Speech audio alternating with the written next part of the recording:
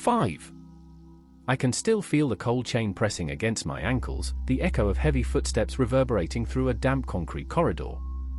Day after day, night after night, it was all the same suffocating routine.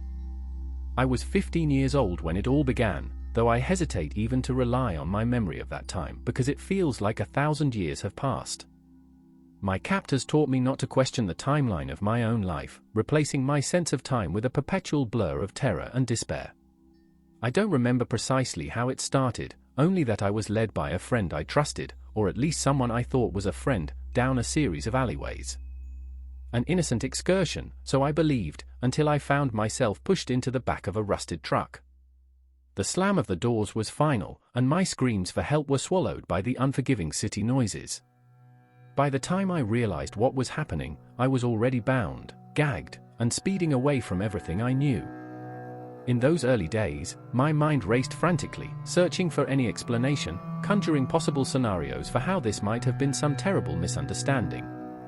But as the days turned to weeks, and the weeks turned to months, reality settled in. I was property to them. My name was stripped from me, replaced by a crude, demeaning label.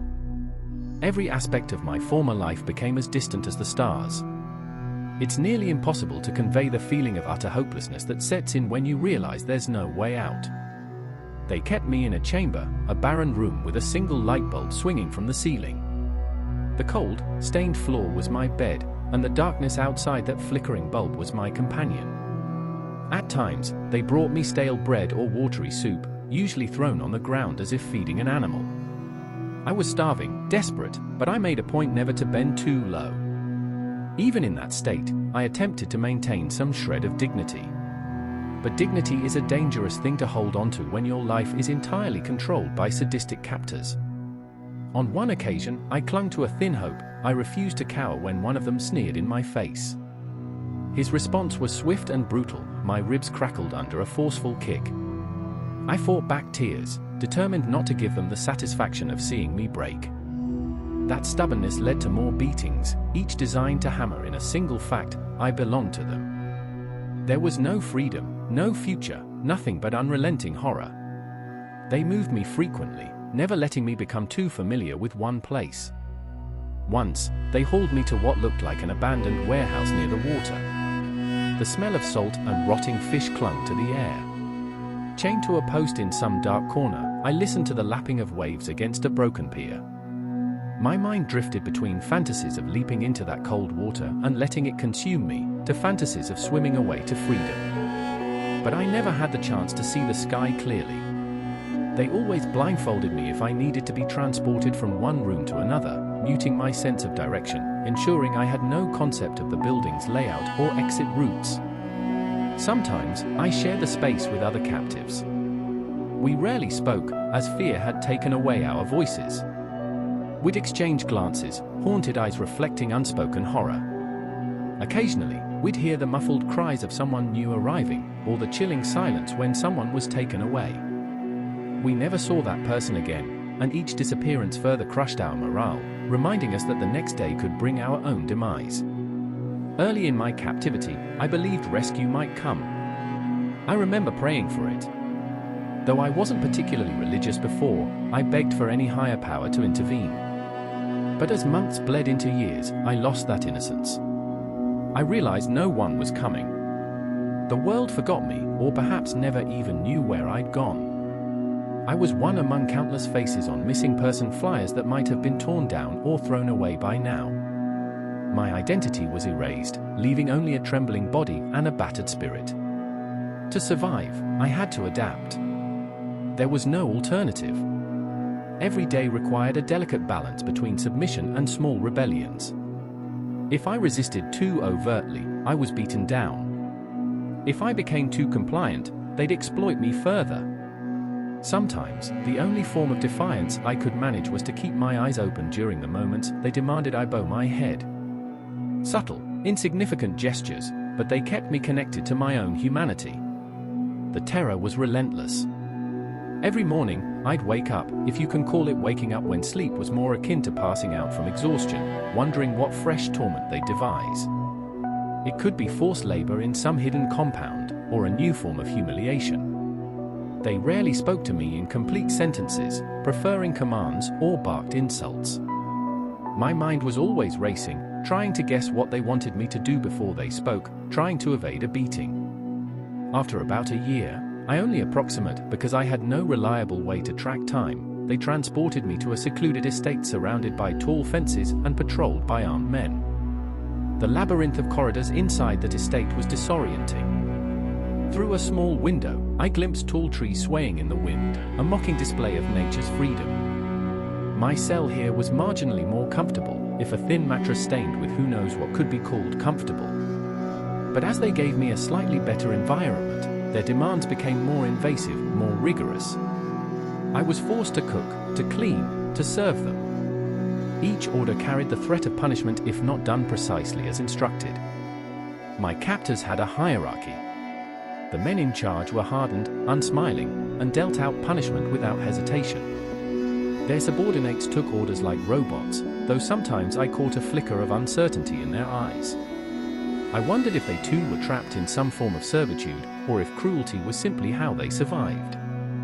Occasionally, they brought visitors, others who were potentially complicit in this trafficking ring. I could never be sure. They'd gather in the main hall, guffawing in coarse voices, trading items I couldn't see. Some nights, a new captive would arrive, battered and half-conscious, dragged in front of them like merchandise. I watched these things happen with a mixture of horror and numbness, unsure which was more dangerous, to feel everything or to feel nothing at all. During these gatherings, I was made to serve drinks or stand at attention, my eyes fixed on the ground. The first time I dared to glance up, I caught a glimpse of a man wearing an expensive suit and an expression of casual indifference. He spotted me, and his gaze turned disdainful. I was reminded of my status with the back of someone's hand across my face. I never looked up again. I was starved for hope, for some sign that escape was possible. In the estate, I discovered the possibility of gleaning small facts about the outside world. Often, the guards were sloppy. They didn't care about my intellect or think I could be a threat. If they dropped a newspaper or left a radio playing while I cleaned, I'd listen. Even the smallest snippet of news about the world outside was a tonic for my battered soul. Sometimes, I heard about storms or elections or celebrity gossip, and it all felt so trivial, yet so precious. It was a reminder that a reality existed beyond these walls. Still, every attempt to imagine an escape plan ended in despair. Fences, cameras, guards, locked doors, every corner bristled with security. And even if I managed to slip out, I was in the middle of nowhere. Where would I go? How would I outrun them? But there was one guard, an older man with a limp. He wasn't kind per se, but he seemed less cruel. Sometimes, our eyes met, and I perceived something akin to pity. Once, when I collapsed from exhaustion carrying a heavy load, he gave me a curt nod and let me rest for a few minutes. It might have been out of self-interest, perhaps they needed me functional for some reason, but in a place devoid of empathy, it felt monumental. It ignited a tiny flicker of hope that maybe, just maybe, there was a way out. Not through mercy, but through a mistake, a sliver of compassion, or a gap in their meticulous control. As time dragged on, I learned to read subtle cues, changes in the guards' behavior, patterns in their schedules. Some nights, the estate buzzed with activity, and other nights it fell eerily silent. In those silent nights, I'd lie awake on my thin mattress, listening to the crickets outside. My imagination soared, constructing illusions of scaling the fence under the cover of darkness, sneaking past sleeping guards, finding a vehicle, driving away to safety. But illusions did little more than offer temporary mental escape. Reality was too cruel. And so I lived in this perpetual cycle of fear and faint hope. The punishments continued. My body bore scars and bruises, but nothing compared to the internal damage, the mental and emotional onslaught. In the darkness, I sometimes forgot my own name, whispering it to myself to keep it alive. Over and over, I'd repeat it like a mantra, forcing myself to recall the person I was before this nightmare. 5 years is a long time to be consumed by darkness. Looking back, it's astonishing I'm still alive. Maybe there was a reason, a twisted form of fate guiding me toward an eventual breakout.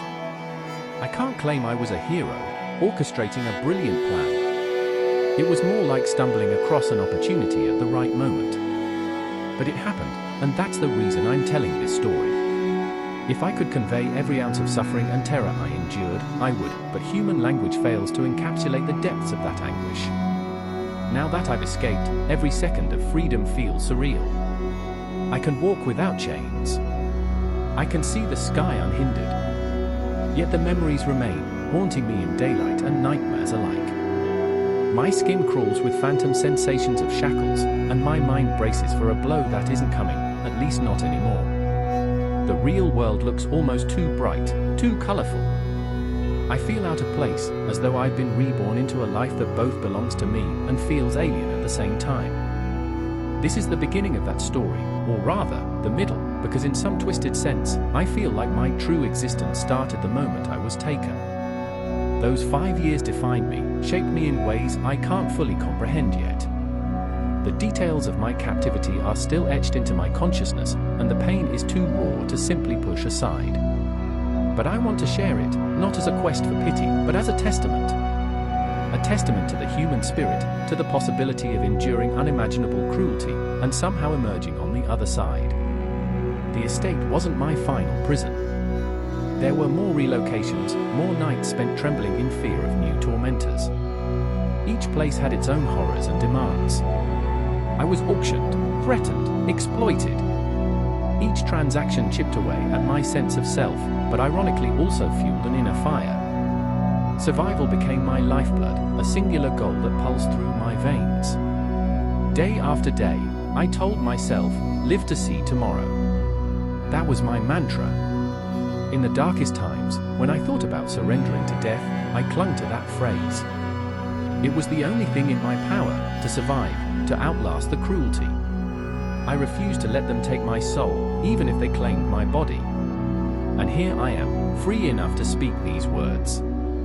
I see the world differently now. The lights of a city at night don't reassure me, they seem harsh, reminiscent of the fluorescent glare in one of my many prison rooms. Every time someone approaches me from behind, my heart leaps into my throat. I expect to be grabbed, shackled, beaten. People say trauma will fade with time, but I'm not entirely convinced. Time has already shown me that it can carry me through 5 years of hell without erasing the memory of a single blow. Still, I continue. I breathe, I walk, I observe. I can't look away from the suffering of others. I was once invisible, lost in that darkness. I notice those who seem frightened, who carry secret burdens in their eyes. I want to tell them, you're not alone. But I don't always have the courage. I'm still grappling with my own ghosts. If there's one thing I know, it's that sharing this story is my way of fighting back. Because in captivity, I was muzzled. My pain was hidden behind walls, gates, blindfolds. Now, with the ability to speak, I refuse to be silent anymore. The nightmare may be over physically, but its echoes remain. Perhaps by laying them bare, I can begin to reclaim my life, piece by piece. Yes, I was held in slavery for 5 years. Yes, I escaped. But that is only the skeleton of the story. The flesh is made of countless small, horrifying details, the battered rooms, the hushed screams, the clandestine transactions, the casual inhumanity of it all. It's also formed by the fleeting kindnesses I witnessed, the sparks of compassion that flickered in the unlikeliest of places. Those details define me now, and in sharing them, I hope to transform them into something beyond mere victimhood, a testament to the fact that survival, though it can cost you everything, is still possible. After my time at the estate, I was taken deep into a dense forest, where the only trails were dirt paths dotted with ruts and potholes. The drive there was a blur of cramped limbs and unrelenting anxiety. At intervals, the truck would stop, the doors would open, and a wave of fresh air laced with pine would flood my senses. My eyes, however, remained blindfolded. I tried to make sense of the journey through sounds, the crunch of gravel, the distant call of birds, the rustle of trees in the wind. These faint clues offered a shred of reassurance, reminding me that the outside world still existed. Eventually, we arrived at an old cabin hidden beneath a canopy of ancient pine trees. It was a squat structure with peeling logs and a roof patched together with corrugated metal. Once inside, they stripped off my blindfold, and I finally saw the place where I would spend the next harrowing months. The cabin's single room was dominated by a rickety wooden table and a small stove in the corner. A bucket for water and a ratty blanket in another corner completed the grim picture. This was, in many ways, a stark contrast to the estate, simpler, more primitive, but no less a prison. My new captors were a small group of men, each with a gruff demeanor and calloused hands. Unlike the estate, where many people came and went, here I was in close quarters with the same faces day in and day out. At first, they seemed indifferent to me.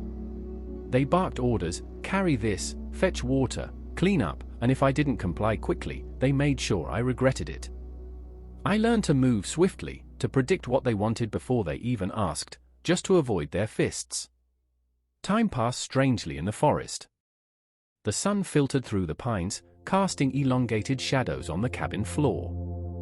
Without clocks, I measured the days by the shifting light and the repetitive tasks assigned to me. Morning often came with the shrill cry of crows, a foreboding sound that merged seamlessly with my anxious heartbeat. Despite my perpetual fear, I found an odd tranquility in the natural surroundings.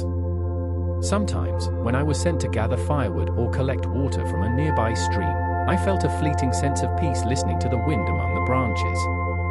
It was an escape, however brief, from the constant vigilance that captivity demanded. My captors were not the refined criminals of the estate. They wore heavy boots caked in mud, tattered jackets, and possessed a roughness that suggested they were more comfortable in the wild than within polished walls. Their conversation was coarse and minimal. They drank cheap liquor late into the night, occasionally snarling at me to refill their cups. Their eyes glinted with primal aggression whenever I made the slightest mistake. The punishments here were more impulsive, sometimes fueled by drunken rage. At the estate, there had been a twisted sense of order, a hierarchy that determined how and when punishments were doled out. Here, any offense, real or imagined, could provoke an immediate beating. Despite this volatility, I gained scraps of information about why I was there. They spoke in hushed tones about a plan to hold me until an interested buyer arrived.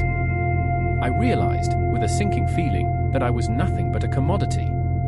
I had suspected it for a long time, but hearing it confirmed so casually made me tremble with a profound sense of despair. Their conversations hinted at a bigger network, at corridors of power that stretched beyond these ramshackle walls and deep into the underbelly of society. I was merely one piece in a vast mosaic of misery, destined to be sold like an object to the highest bidder. Still, I refused to resign myself to fate. Each day, while performing mindless tasks, I scanned my surroundings for potential escape routes. The forest offered opportunities. Thick undergrowth could conceal a fleeing body, and the trees were tall enough to disorient someone chasing blindly. But every plan that formed in my mind confronted one critical obstacle: I was never alone. The men took turns keeping watch, ensuring I had no chance to slip away unnoticed. Even if I managed to run, they carried rifles, and I doubted I could outrun a bullet in the open. On a rare occasion, I was assigned the task of washing dishes in the stream a little farther from the cabin. Usually, one man would stand guard nearby. But on this particular day, they seemed more relaxed, possibly drunk from the night before. I grabbed the bucket, stepping outside into the crisp morning air. My pulse raced as I walked toward the stream, scanning for movement. No one followed. The trees beckoned me, their branches swaying like silent accomplices. I knelt by the water, my heart pounding a frantic drumbeat against my chest. This might be my only chance. Yet, my limbs refused to move. Fear and caution battled in my mind. If I ran, I could be shot or tracked down by the men who knew this forest far better than I did. Moreover, I wasn't even sure which direction led to civilization. The risk was enormous, but so was staying in bondage. My captors were probably expecting a buyer soon. Time was running out. I inhaled deeply, tasting the sharp tang of pine, the earthy smell of wet soil. For a fleeting second, I imagined myself dashing through the trees, dodging rocks and roots, forging on until I reached a road or stumbled upon a hiker's cabin. But the forest was vast, and the men were armed. I trembled with indecision. And in that moment of hesitation, a stick cracked behind me. My stomach dropped. I whipped around to see one of the men leaning against a tree, a mocking grin on his face. In his hand was a rifle, pointed casually in my direction. "Thought about running, didn't you?" he said, voice dripping with scorn. He stepped closer, pressing the barrel to my forehead. My breath froze, and my vision blurred at the edges as terror consumed me. "You even try, and I'll drop you in a shallow grave," he muttered before slinging the rifle over his shoulder and grabbing my arm. The walk back to the cabin was a nauseating blur of dread. He shoved me inside and announced to the others what he'd seen. They roared with laughter at my foolishness, and the punishment that followed was brutal and immediate. Fists and boots rained down on me until I curled into a ball, my ribcage screaming in pain, my senses overwhelmed by agony. The assault only stopped when they grew tired. I lay on the ground, blood trickling from my lip, my entire body throbbing. They threw me back into the corner, tossing my ratty blanket at me in mock kindness. My mind swirled with self-loathing. I had let fear rob me of an opportunity, maybe my only shot at freedom. And now I was more closely watched than ever. Bruised and battered, I still clung to the faint hope that another chance would come. But reality was harsh. I had proven to them I was a flight risk, meaning they would tighten their grip. The following days were a haze of pain, forced labor, and constant vigilance. My captors offered neither medical care nor compassion. If I moved too slowly because of my injuries, I was goaded with rifle butts until I mustered the strength to continue. Simple tasks, like standing up or carrying a bucket of water, became excruciating trials. Sleep was both a desperate need and an agonizing reminder of how vulnerable I was. One night, as I lay awake on the cold floor, listening to the men snoring in a drunken stupor, I allowed myself a silent moment of grief. Tears slid down my cheeks, carrying a wordless lament for my stolen years, the horrifying uncertainty that lay ahead, and the fleeting moment by the stream that I'd let slip through my fingers. The darkness in the cabin felt so absolute that it seemed to swallow any hint of hope. Yet, despite everything, a stubborn spark inside me refused to extinguish.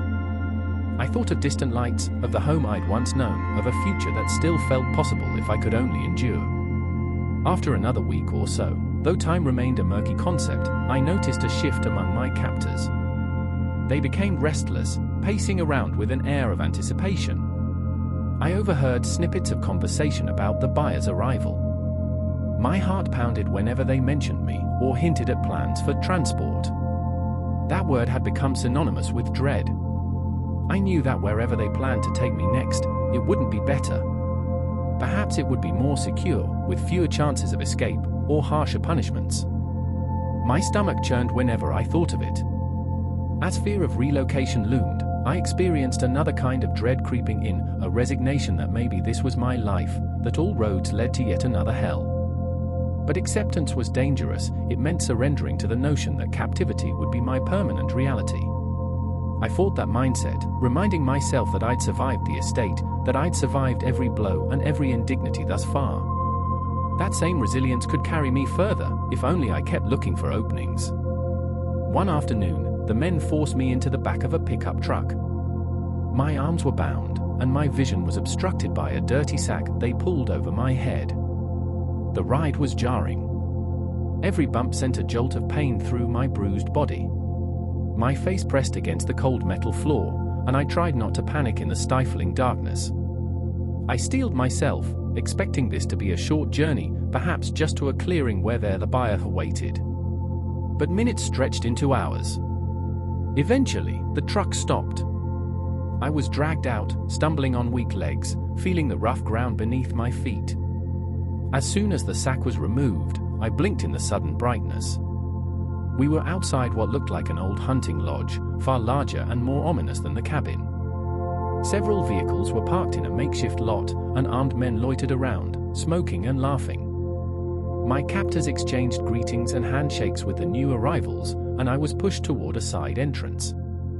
Inside, the smell of sweat and damp wood clung to the air. The interior had been converted into a space for unspeakable transactions. In the main hall, a few battered individuals sat huddled in corners, their expressions vacant, their bodies trembling. My heart clenched, recognizing the same deadened gaze I saw in my own reflection whenever I caught a glimpse of myself. I was instructed to wait, my captors hovering near. Time stretched on, and I watched as a parade of cruelty unfolded around me. People were bartered and examined like livestock, their captors haggling over prices. Some men in suits ambled through the hall, discussing sums and discreetly exchanging envelopes. A nauseating sense of déjà vu washed over me, calling back memories of the estate's gatherings, only this time the atmosphere felt even more depraved. Eventually, a tall man in a dark coat approached my group. His hair was slicked back, and he carried himself with an air of authority. My captors greeted him with a wary respect. He looked me over with cold, calculating eyes, then nodded as though appraising a piece of machinery. Negotiations commenced. I tried to block out the words, figures tossed around as if I was a commodity. Their conversation was punctuated by the odor of cigarette smoke and the low hum of anxious chatter from nearby. Then came the exchange. A stack of bills passed hands, and I felt a sickening lurch in my gut. I was now the property of this new stranger. He gestured for one of his men to take me away, and I was shuffled off to a dimly lit corridor. Another blow to my spirit, another chain added to my shackles, if not physically, then psychologically. I couldn't fathom a future beyond this trade. And so I was cast adrift again, a perpetual captive, living at the whim of cruel masters. The man's subordinates led me to a small side room, barely larger than a closet, and locked me inside. Through the thin walls, I heard snatches of conversation, footsteps pacing the hallway, occasionally a muffled scream. My mind teetered between terror and exhaustion. After so many relocations, I didn't even have the energy to protest or plead. I simply folded onto the floor, knees drawn to my chest, and stared at a single crack in the ceiling. In that confined space, my memory surged. I recalled the estate's flickering light bulb, the forest cabin's savage beatings, the near chance at the stream. Every scene unspooled in my head, each one painting a grim tapestry of my experiences. I shut my eyes against the onslaught, longing for sleep or unconsciousness to claim me. But the unyielding anxiety refused to let go. Eventually, exhaustion overpowered my fear, and I dozed off. My dreams were plagued by twisted variations of my reality, running through forests that turned into endless hallways, encountering shadowy figures that whispered threats into my ear. When I awoke, it was to the clank of the door being unlocked. A guard shoved a plate of stale bread and lukewarm water into the room, barely sparing me a glance. I devoured the bread, ignoring the dust and grime that coated it. My hunger was relentless, and survival overshadowed any sense of revulsion. The water tasted of metal, but I gulped it down gratefully. If nothing else, the minimal nourishment gave me enough energy to remain conscious, to maintain some semblance of alertness. Days passed, how many, I couldn't say. They dragged me out occasionally, presumably so potential buyers or co-conspirators could examine me. Each time, I averted my eyes, trying to disappear into myself. The men spoke about me as if I were a piece of merchandise, and I learned not to react. Showing any sign of resistance brought immediate pain. So I stood, silent and compliant, while they poked and prodded, marking my value in their ledgers. In rare solitary moments, I questioned my identity. Who was I beneath the bruises and the torn clothes? Could I still claim my old self, that carefree teenager who once believed in the goodness of the world? Or was I now something else, a hollowed-out shell shaped by these years of captivity? The question gnawed at me, and I had no answer. At times, I tried to summon memories of better days. Images of friends, family, and mundane pleasures floated through my mind like ghosts. Their faces were starting to blur, though, and that frightened me almost as much as my captors. The slow erosion of my memories felt like a final betrayal. They had taken my freedom, my sense of security, my dignity. Now they were taking my past as well, and with it, any notion of who I truly was. Yet, in the darkest corners of my mind, I refused to relinquish the faintest ember of hope. The desire for freedom still pulsed within me, albeit dimly. I had to believe that some twist of fate, some stroke of luck or moment of cunning, would present a chance to break away. Because the alternative, to give in completely, would be worse than death. It would mean letting them define me entirely, letting them win not just my body but my soul. So I waited, endured, and watched for cracks in their armor of control. If they made mistakes, I intended to notice. If they let their guard down, even for a second, I planned to exploit it. Surviving had become second nature. Now I needed to do more than survive. I needed to escape. Even if it took years, I had to keep the possibility alive in my mind. Because once that hope died, so would I. And so the stage was set for another chapter of captivity, one that would test my endurance in ways I couldn't yet imagine. This place, with its grim corridors and hushed negotiations, would be my new hell. But it was also a new battleground. I reminded myself every day, my spirit is still mine. No matter how many times they sell me or how many locks they close, I will not be extinguished. I'll endure, waiting for the moment to strike. I don't know how long I spent in that place, hours, days, or maybe a week, before something changed. My new owner, the tall man with the cold eyes, reappeared one morning, accompanied by 2 guards. I was roughly pulled from my cramped room and taken to a larger space that resembled an office. A single window let in a faint shaft of light, illuminating a desk piled with papers and an ashtray brimming with cigarette butts. The man stood behind the desk, his posture rigid, his expression unreadable. He motioned for me to approach. My legs wobbled as I inched forward. Memories of the brutal punishments I'd already endured coursed through my mind.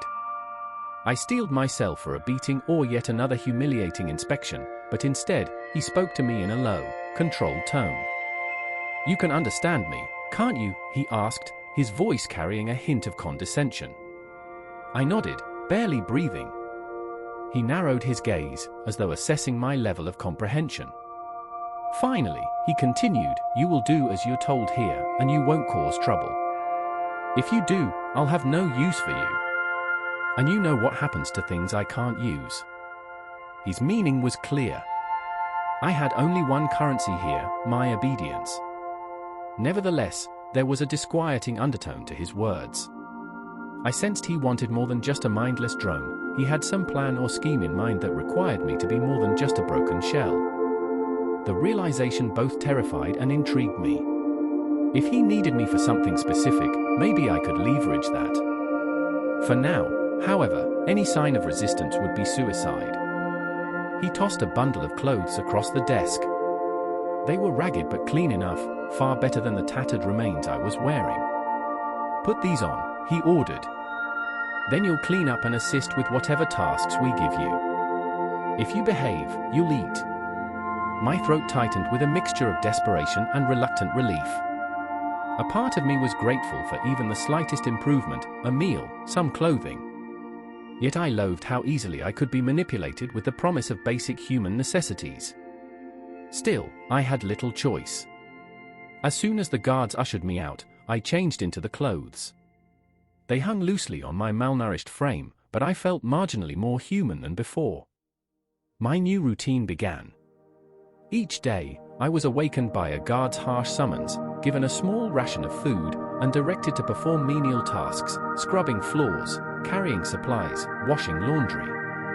Sometimes, I caught sight of other captives skittering down the corridors, eyes glued to the floor. The tall man orchestrated everything from behind his office door, occasionally emerging to inspect our progress. His presence loomed over the entire operation like a storm cloud, ready to unleash fury at any sign of disobedience. Time was still a blurred concept, but the tasks provided a semblance of structure. I latched onto that structure, as it was the only anchor in an otherwise chaotic reality.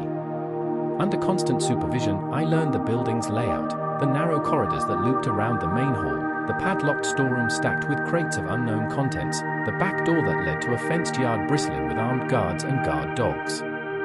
Every detail was etched into my mind, not because I had a grand escape plan, but because I believed knowledge was power.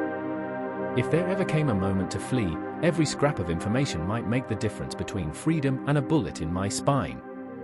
One evening, I was ordered to clean the main hall after a gathering. The gathering itself had been a vile spectacle, men in suits and combat gear laughing, shaking hands, exchanging money. The air had reeked of alcohol and fear, the latter emanating from a line of new captives who were paraded before potential buyers. I stayed in the shadows, trying to avoid notice. As soon as the last visitor left, the guards shoved mops and buckets into my arms and told me to get to work. Alone in that cavernous space, I dragged the mop across the stained floor.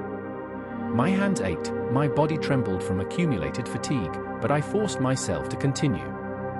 Suddenly, I heard a timid voice from the far corner. Hey, do you speak English? I whirled around to see a girl, no older than 14 or 15, curled up behind a stack of chairs. Her hair was matted, her clothes torn. She must have been one of the newest captives. I hesitated, glancing around to ensure no guard was nearby. Yes, I whispered. But keep your voice down. She crawled closer. In the dim light, I could see tear tracks cutting through the dirt on her cheeks. I don't know where I am, she stammered. They said they'll hurt me if I don't cooperate. Please, have you been here long? My heart twisted. I remembered my own early days, the desperate need for any thread of hope. But I also knew how dangerous it was to speak openly. Not that long, I lied. Listen, you have to do what they say. Don't draw attention to yourself. She sniffled, clinging to the edge of a chair for support. Is there any way out? I couldn't lie outright, but neither could I give her false hope. My voice shook as I replied, I don't know yet. But if we keep our eyes open, maybe. She nodded, her expression a heartbreaking mixture of terror and yearning. Then a door slammed somewhere in the hallway, and I hissed for her to hide. She scrambled back to her corner, silent as a mouse. The guard's footsteps echoed through the hall, and I immersed myself in scrubbing the floor, hoping he wouldn't notice the girl. Fortunately, he barely spared me a glance before stomping away. After that encounter, I realized that I was no longer just surviving for myself.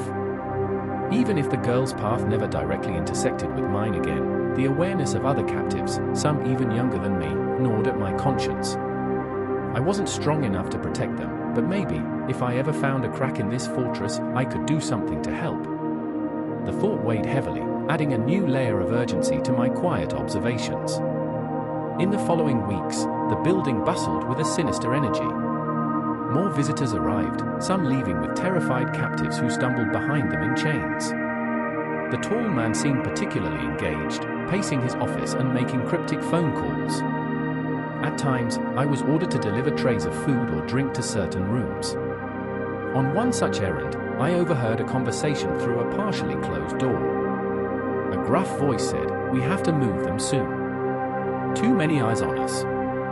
The authorities are sniffing around." Another voice responded, "Relax. We have safe routes. The trucks will be here next week." My pulse quickened. Another relocation was on the horizon, not just for me, but probably for all the captives. With more movement came more chaos, and with chaos came opportunity. But my mind also flashed back to the forest cabin and that lost chance by the stream. I promised myself I wouldn't let fear paralyze me if another window for escape presented itself. The risk was enormous, but living in perpetual captivity was worse than death. A day later, I found myself summoned to the tall man's office again. He sat behind his desk, tapping a pen against a sheaf of papers. The guards flanked me, ready to pounce if I showed the slightest disobedience. "I hear you've been doing your tasks without complaint," he said, his voice unnervingly calm. "That's good. But I need more from you." My stomach knotted. More? What else could he want? He pointed at a photograph on his desk, an aerial shot of a dockyard with a cluster of warehouses near the shore. "We'll be moving cargo soon, and you're going to help make sure it's loaded properly." He spoke as if I was an employee who might request a job description. I swallowed. Yes. Okay. He raised an eyebrow at my compliance. "Disappoint me, and you'll regret it." Then he motioned for the guards to take me away. As I was led out, I caught a glimpse of a small map tacked to the office wall. It showed a route from our current location to what I assumed was the dockyard. Words were scrawled in the margins: checkpoints, secure, high risk. My mind latched onto every detail. We were going to a port city, presumably to ship out contraband or captives, or both. The operation was larger and more organized than I'd ever imagined. The night before we left, I barely slept. Adrenaline coursed through me. The possibility of escape in a crowded dockyard flashed through my mind. Yet I feared the unknown. They would undoubtedly be on high alert. Armed men would be everywhere. But a voice inside me whispered that if I didn't try, I might never get another chance. The only consolation was that the tall man seemed oblivious to my silent resolve, viewing me as a useful but harmless tool. When dawn arrived, the guards rounded us up, about 10 captives in total, including that frightened girl I'd seen before. We were herded into the back of a truck, crates lining the walls, leaving only a narrow space for us to sit. The truck's engine roared to life, and we lurched forward, the dim interior filled with a choking stench of oil and sweat. Through tiny cracks in the wooden panels, I glimpsed the world outside, a blur of greenery that eventually gave way to paved roads and industrial buildings. As the hours dragged on, my body ached from the cramped position. Occasionally, the truck stopped at checkpoints. We could hear muffled voices, the jingle of keys, the scrape of a clipboard. My heart hammered with each checkpoint. If something went wrong, we'd pay the price. Yet at the same time, I hoped for a mishap, something that would throw the operation into disarray. But each time, the truck was waved through. Eventually, the vehicle rattled onto a rougher road. The air smelled of salt and seaweed. We must be close to the docks, I thought, my pulse racing at the idea that in mere moments I'd be at a bustling port. My thoughts spun with questions. Would the area be crowded with civilians? Could I slip away unnoticed? I shoved the desperation down, reminding myself to remain calm and observant. The truck screeched to a halt. Men shouted instructions, and the rear doors were thrown open, daylight flooding in. I shielded my eyes, momentarily blinded. Then we were pulled out, one by one. The dockyard stretched out before us, a maze of shipping containers stacked high, massive cranes looming overhead like skeletal giants.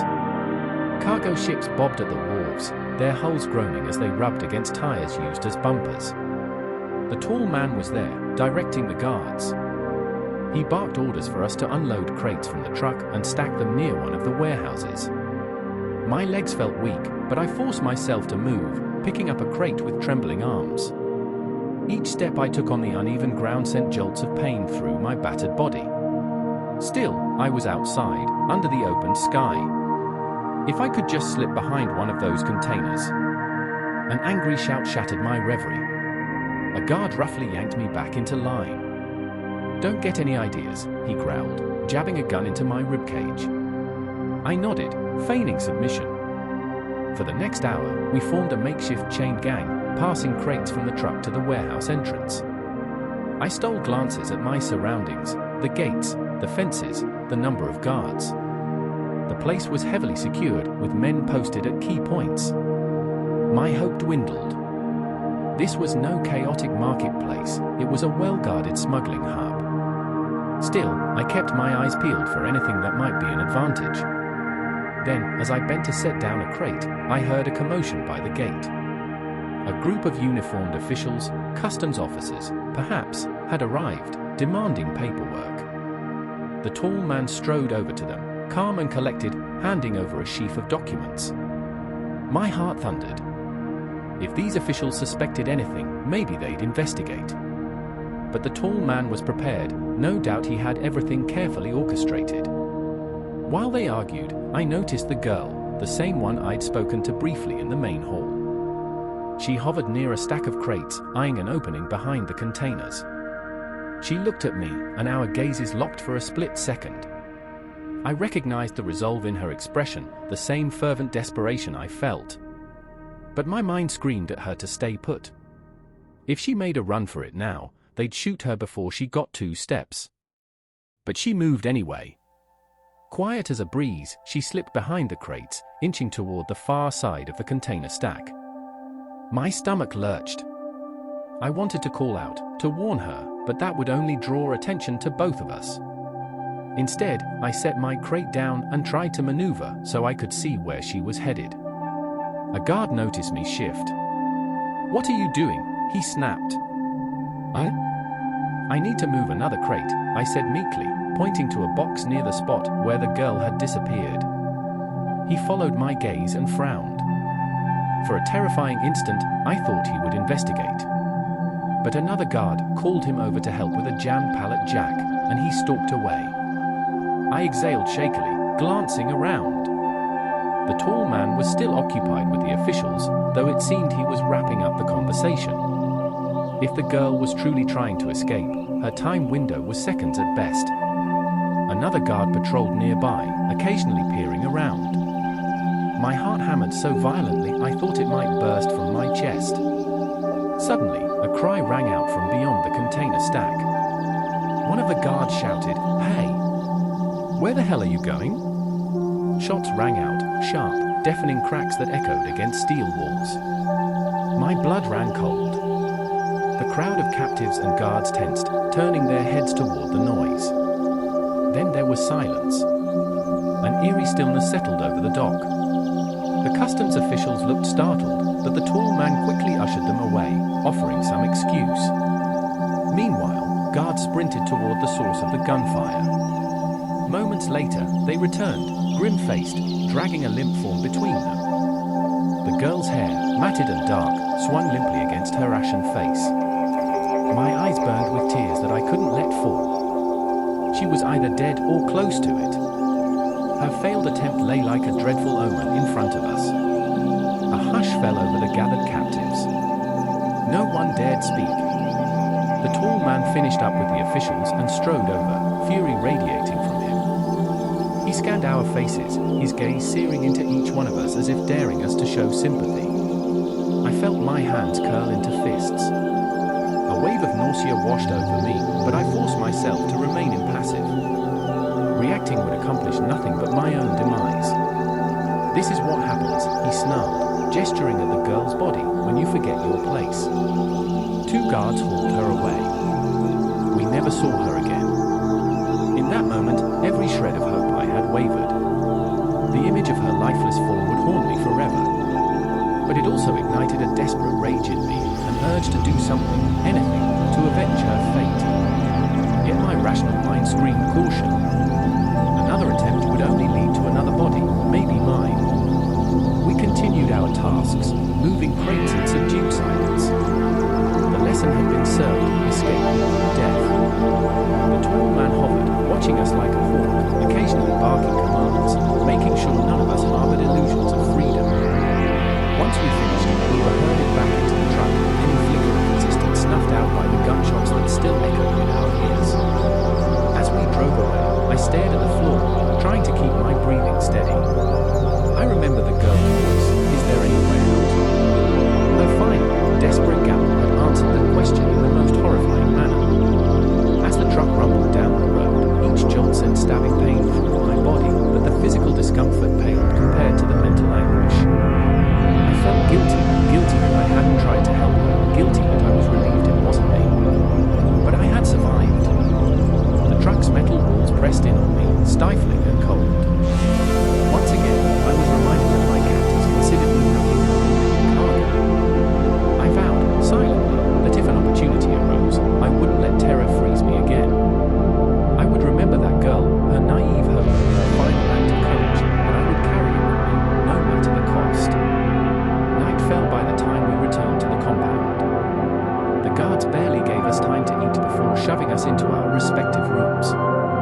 I sat on the edge of a wooden cot, a single bulb overhead flickering like a dying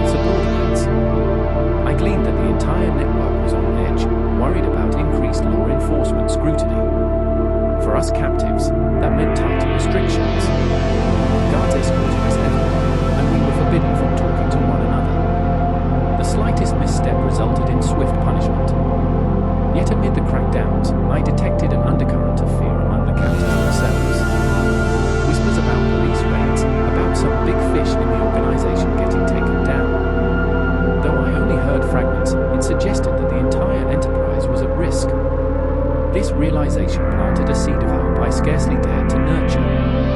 Sometimes, when beasts are cornered, they make mistakes. Maybe in their desperation to avoid capture, they'd overlook a small detail that could be my chance to slip away. One night, I was startled awake by a series of distant explosions. The guards were in a frenzy, running up and down the corridors, shouting orders. Through the grimy window in my room, I could see the glow of fire on the horizon. Something was happening out there, something big. I pressed my ear to the door, straining to catch snippets of conversation. The words raid, police, and burn the evidence filtered through, sending a surge of adrenaline through my veins. Burn the evidence. My chest tightened. That might include us, the human cargo. I recalled stories of traffickers killing their captives rather than letting them be rescued. Panic surged. I had to be ready for anything. I paced the small room, chest heaving with dread. Was this the end? Hours passed without a guard entry. The commotion outside escalated, gunshots and shouts echoing in the distance. My imagination spiraled, conjuring both rescue scenarios and mass execution scenes. Eventually, the door swung open and a guard glowered at me. "Move," he ordered, brandishing a rifle. "We're leaving." My heart pounded as he dragged me into the hallway. Other captives were being rounded up too, some still groggy from sleep, others trembling in silent terror. The tall man appeared at the end of the corridor, barking commands, wearing a look of pure fury tinged with desperation. The compound was being evacuated. My pulse raced with conflicting emotions, terror that they might murder us en route, and a spark of wild hope that chaos might pave a road to freedom. We were herded outside, where trucks idled with engines running, headlights piercing the darkness. Smoke clung in the air, the acrid smell of burning chemicals mingling with the tang of fear. The tall man approached one of the guards standing near me. "Take them to the secondary location. Don't let anyone follow. If the cops catch up, you know what to do," he said, his voice deathly cold. The guard nodded grimly. I bit down on the inside of my cheek, fighting the urge to scream. "You know what to do, almost certainly then kill us rather than let us be found." It felt like the world was collapsing around me. But it was precisely in this terrifying uncertainty that I sensed the faintest glimmer of opportunity. As we climbed into the back of yet another drone, I focused on my breathing, trying to maintain composure. The captives, maybe a dozen of us, were crammed inside, the door slammed shut behind us, locking us in darkness. The engine roared, and we lurched forward once more, unsure if the next hours would bring execution or salvation. I closed my eyes, recalling every detail I'd memorized about these trucks during previous transports. The weak spots in the wooden slats, the angle of the box, the weight of armed guards typically stationed in the cabin versus the rear. Slowly, I inched toward one corner, where I knew a panel was looser than the others. My body ached, exhaustion pulling at me, but I resisted. Instead, I felt for any cracks or giving boards. The other captives around me clutched one another, some whispering prayers. A sense of shared desperation permeated the cramped space.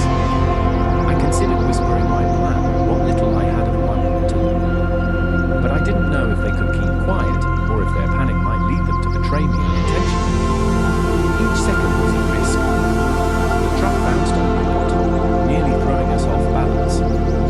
At last, my fingers found a small gap in the wood. Carefully, I applied pressure. It gave just enough to confirm that the plank could potentially be pried open. If I managed to loosen it quietly, I might slip out. But then what? We were speeding through darkness, likely with armed escorts.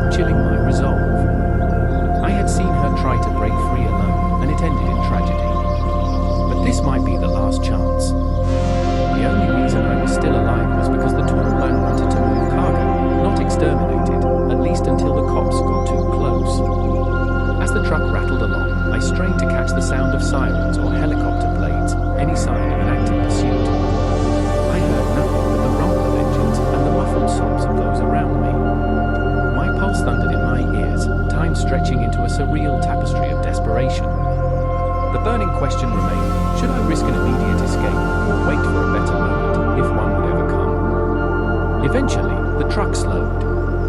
The abrupt deceleration made everyone lurch forward, colliding against the crates and each other. Some captives moaned in pain. My heart leapt to my throat, certain that this was the moment the guards would open fire. But instead, we heard shouting and the clank of metal gates. The truck rolled on for a few more minutes, then came to a final stop. The door was flung open, revealing a tall chain-link fence behind a warehouse of corrugated metal. A pungent odor of oil and damp earth assaulted my senses. Floodlights lit the area, casting harsh shadows. Armed men waited, their faces grim and alert. This was our secondary location, presumably as fortified as the last. My veins filled with dread. We were ordered out, stumbling into the harsh glare of the lights. There was no immediate chance to run, guards were everywhere. The tall man wasn't present, only his trusted subordinates. They marched us into the warehouse, forcing us to line up against a wall.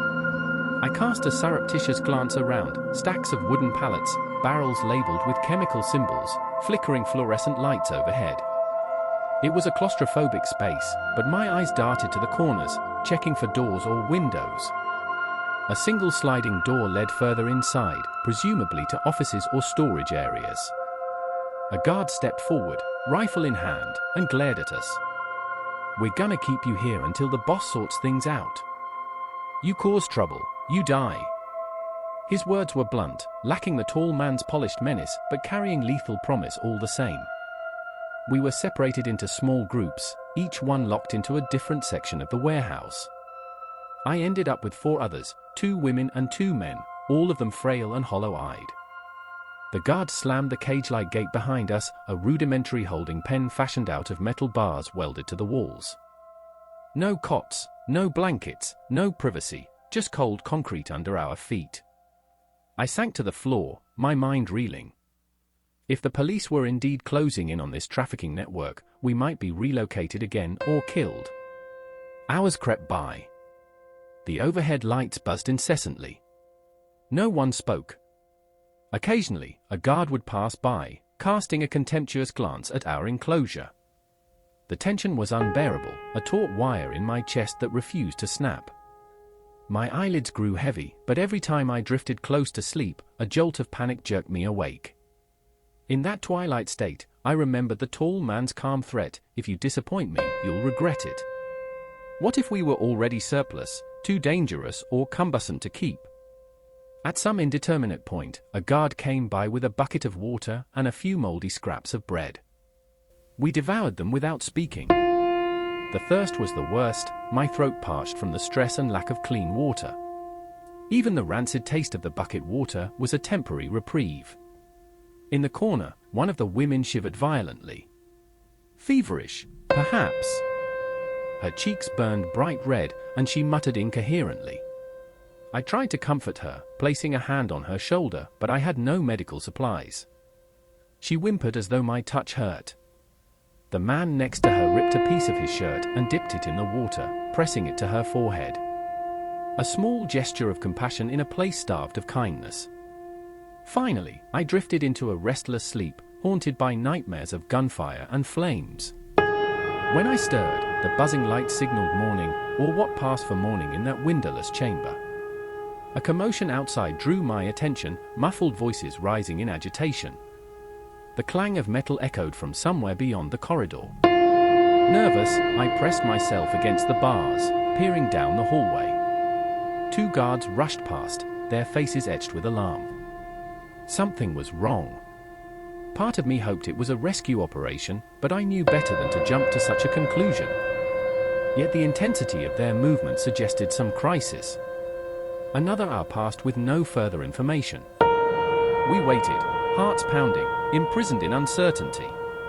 Eventually, a door slammed, and the tall man's voice boomed through the warehouse. He was furious, cursing at his underlings. From the snippets we could catch, it sounded like external pressure had escalated. Police raids, border checks, some vital link in his supply chain had been compromised. My chest tightened. This could be the final straw that pushed him to eliminate all excess baggage.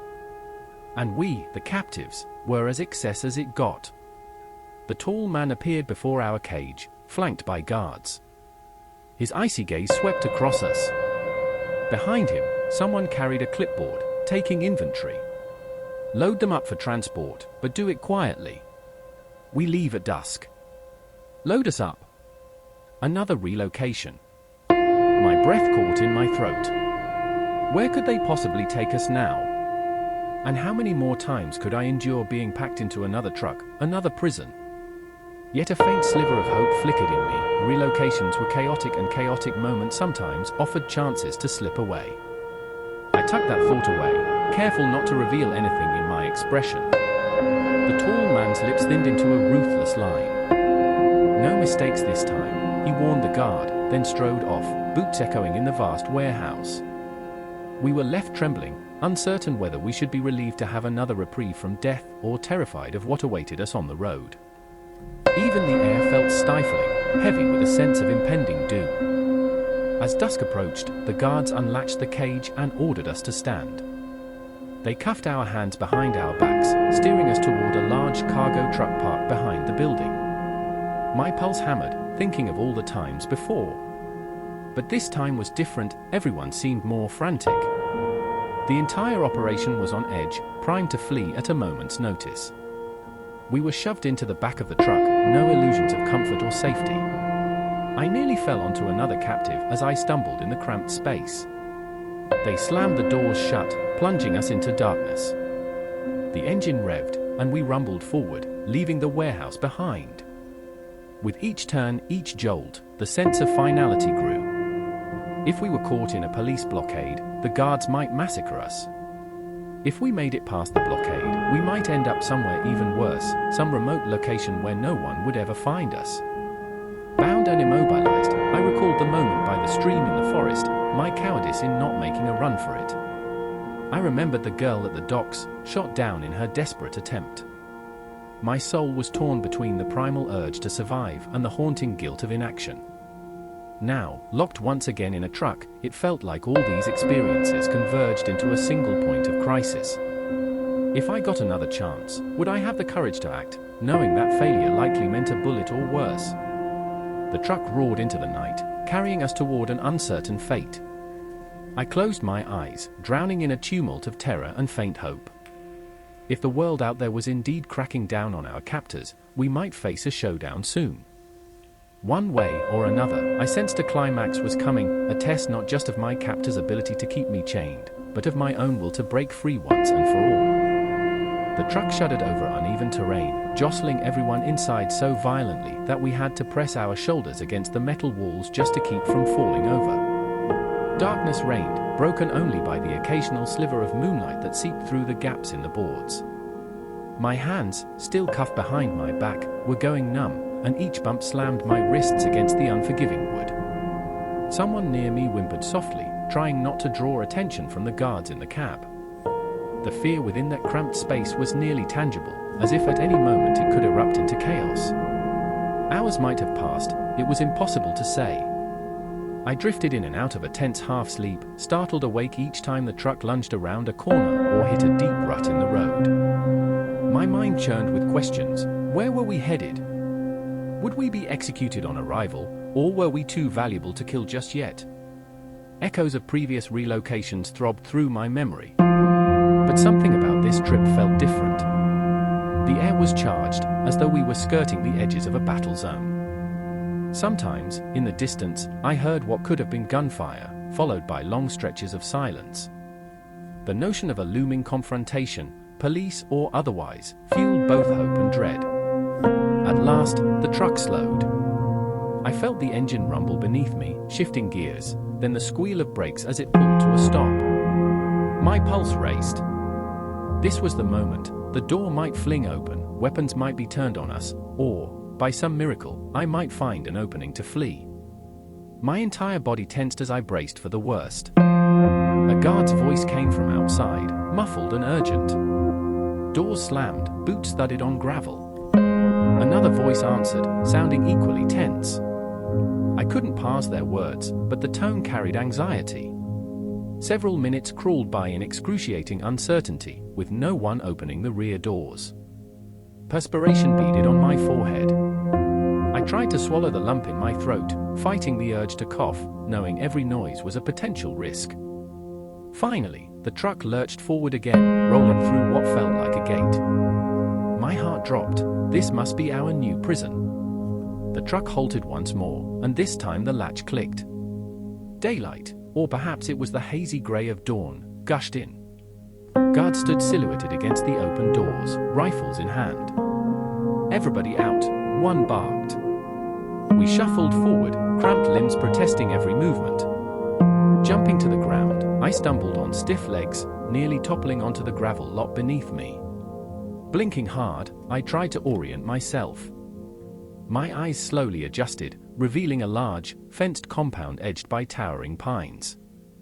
The fence line glinted with what looked like coils of barbed wire. I spotted a squat, bunker-like building a short distance away. Beyond that, the contours of a second structure rose from the gloom, metal siding reflecting the pallid morning light.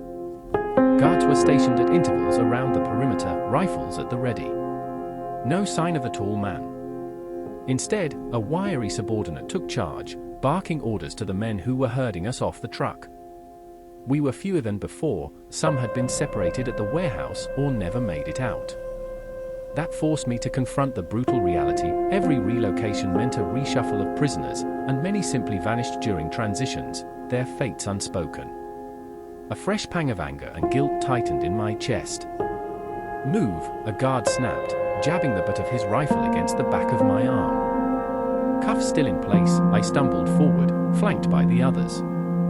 My ankles burned with each step on the gravel, reminding me of all the beatings and forced labor that had battered my body over the years. The guards led us toward the bunker-like building. As we drew closer, I saw narrow slits in the walls, possibly firing ports, or just tiny windows to let in meager light. The steel-reinforced door loomed ahead, pitted and scarred. Inside, the air was musty and thick. A single overhead bulb flickered, casting shifting shadows across concrete walls. We were taken down a short corridor and pushed into a broad holding area, partitioned by chain-link sections. It reminded me of an improvised kennel, several pens lined side by side. The guards unclipped a padlock and shoved us into one of these enclosures, sealing the padlock behind us with a clang. Immediately, I scanned my surroundings. There was a battered bench along one wall, some scattered straw and blankets. No windows, just the dim overhead lighting that buzzed intermittently. As soon as the guards retreated, an uneasy quiet settled in. Then a flurry of whispered conversation broke out among the captives, most in languages I didn't understand. A few recognized me from previous facilities. We exchanged tense nods. No one seemed optimistic, but the finality in our faces had softened. We'd seen horrors, endured them, and somehow remained alive. It was a strange camaraderie born of shared suffering. Leaning against the chain link, I tried to piece together any clues from the trip. The presence of a barbed wire fence and the bunker design suggested a place off the main roads, some remote stronghold. Possibly a temporary hideout for the traffickers while they waited out the law enforcement pressure. If that was so, the place might be less established than their other compounds, meaning it could have vulnerabilities. On the other hand, remote locations usually meant fewer chances for outside contact or accidental rescue. Time dragged. The overhead bulb offered no clue whether it was day or night outside. Occasionally, a guard would pass by, glance inside, then continue on without a word. My thoughts cycled between despair and the faint hope of rescue. I recalled news headlines I'd once read, back when I still had a normal life, of large-scale operations raided by international task forces. It was possible that the mounting police pressure they feared was real. But would that pressure reach this secluded fortress? At some point, the wiry subordinate stepped into the holding area, wearing a suspicious scowl. He gestured for several of us to stand and exit the pen. My stomach knotted as the lock rattled open. Two guards grabbed me under the arms, practically lifting me off my feet as they dragged me out. Along with me, they took an older woman I'd seen only in passing, and a young man who walked with a limp. They led us down another corridor, turning corners until we entered what looked like a workroom. A single table stood in the center, strewn with tools and half-assembled crates. The air smelled of sawdust and stale cigarette smoke. The wiry man cleared his throat. "We need extra hands to prep these crates," he said, pointing at a row of wooden boxes near the wall. "Move them into the truck outside and be quick about it. Try anything and you'll regret it." One guard unlocked my handcuffs but left them on the other captives, probably as a show of intimidation. I flexed my wrists, grateful for a momentary reprieve from the biting metal. But I also knew this was deliberate. They wanted me to handle the heavier loads, or perhaps they believed I was the least likely to resist. On a low table lay a toolbox and several nails. My thoughts flickered to the possibility of grabbing a hammer or a screwdriver as a weapon, but the guard's watchful eyes made that suicidal. Still, I inched closer, storing the layout of the room in my memory. We loaded crates, one by one, onto a handcart, pushing them out to a waiting truck beyond the building. Each trip outside gave me a glimpse of the compound yard, a few floodlights mounted on tall poles, uneven ground dotted with puddles, and that high fence topped with razor wire. Guards were posted at the gates. My fantasies of dashing away dissolved as soon as I saw the rifles. Even if I made it past the fence, the thick forest beyond offered uncertain refuge. Could I navigate it without being caught by patrols? On our final run, the limp of the younger man worsened. He stumbled on a loose rock, letting out a sharp cry when his ankle twisted. The guard snarled something about useless and slammed the butt of his rifle into the man's side. He crumpled, gasping. A wave of fury exploded inside me. I wanted to tackle the guard, but my body refused to move, terror and caution clamping down on every muscle. The older woman helped him up as best she could, tears in her eyes. The guard merely sneered, pointing for us to continue. We had no choice but to comply. Once we finished, they marched us back to the pen. They cuffed me again, this time behind my back, perhaps worried I'd shown too much independent movement. I bit my lip until I tasted blood. My illusions of a smooth escape vanished, overshadowed by the helplessness that seeped in whenever I witnessed their brutality. In the pen, more hours bled away. We scavenged water from a bucket the guards dropped off, and someone found a bit of moldy bread hidden behind the straw. We passed the bread around, each taking a small bite, though we were all starving. Hunger was a constant drumbeat, a gnawing ache that had haunted me for years now. Yet it paled beside the deeper anguish of captivity, the relentless erosion of hope and identity. That night, or what I assumed was night by the lull in guard rotations, a hush settled over the bunker. The overhead bulb in our enclosure was switched off, leaving only the faint glow of a distant emergency light. I pressed my face to the chain link, trying to see down the corridor. At the far end, I spotted a guard dozing on a stool, head drooping. It was a minor lapse, but any lapse from him was significant. An idea began to form. If the guard was truly asleep, maybe someone with free hands could silently pick the lock or search for a tool. But I was cuffed, and so were most others. One captive, though, a middle-aged man with weathered features, still had only one wrist chained. He'd lost a hand at some point, leaving nothing for the second cuff to secure to. He noticed me watching, and in the dim light, I saw recognition spark in his eyes.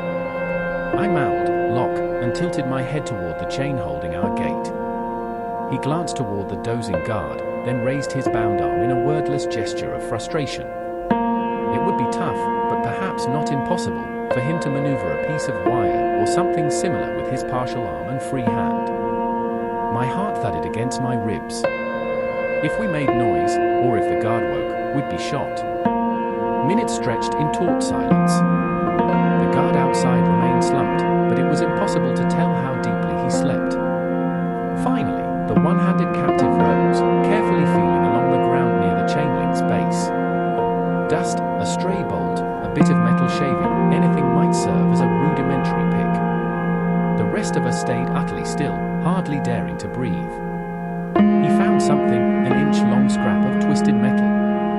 My pulse raced as he pressed against the chain link to reach the lock from inside the pen. I wanted to look away, fearful that my staring might jinx his attempt, but I couldn't tear my eyes from the scene. His free free hand trembled slightly as he carefully inserted the scrap into the padlock, twisting it this way and that. A loud clink shattered the silence. The lock slid open. Every nerve in my body screamed at us to freeze. The guard outside stirred, muttering something in his sleep, but he didn't fully wake. We collectively exhaled a silent sigh of relief. The one-handed captive pulled the lock free, letting it dangle without removing it completely, so it wouldn't look obviously tampered with from a distance. We now had an escape route, sort of. Getting out of the pen was step one. But the corridor was patrolled by other guards. And beyond that, the yard was lit by floodlights, patrolled as well. Even if we managed to reach the fence, the wire was coiled razor sharp. We had no cutters, no tools, and minimal physical strength. Plus, gunmen were likely stationed in the watchtower we'd glimpsed outside. Several of us exchanged furtive glances, weighing the impossible odds. A single misstep could result in mass slaughter. Yet doing nothing guaranteed we remained at the mercy of traffickers who might kill us anyway if they found themselves cornered. A trembling indecision gripped our small group, and we spent the remainder of the night in hushed debate, never raising our voices above a whisper. In the end, consensus emerged: watch and wait. The lock was undone. If a better opportunity arose, if, for instance, the compound came under attack and guards were pulled away, we could try to bolt. We replaced the lock carefully and slumped back to the concrete floor, hearts pounding. No one slept. Adrenaline surged through me, fueling wild scenarios of miraculous getaways. I thought about the estate, the forest cabin, the docks, every near miss, every time I'd watched someone die trying to flee. Fear lurked at the edge of my thoughts, but so did a stubborn hope.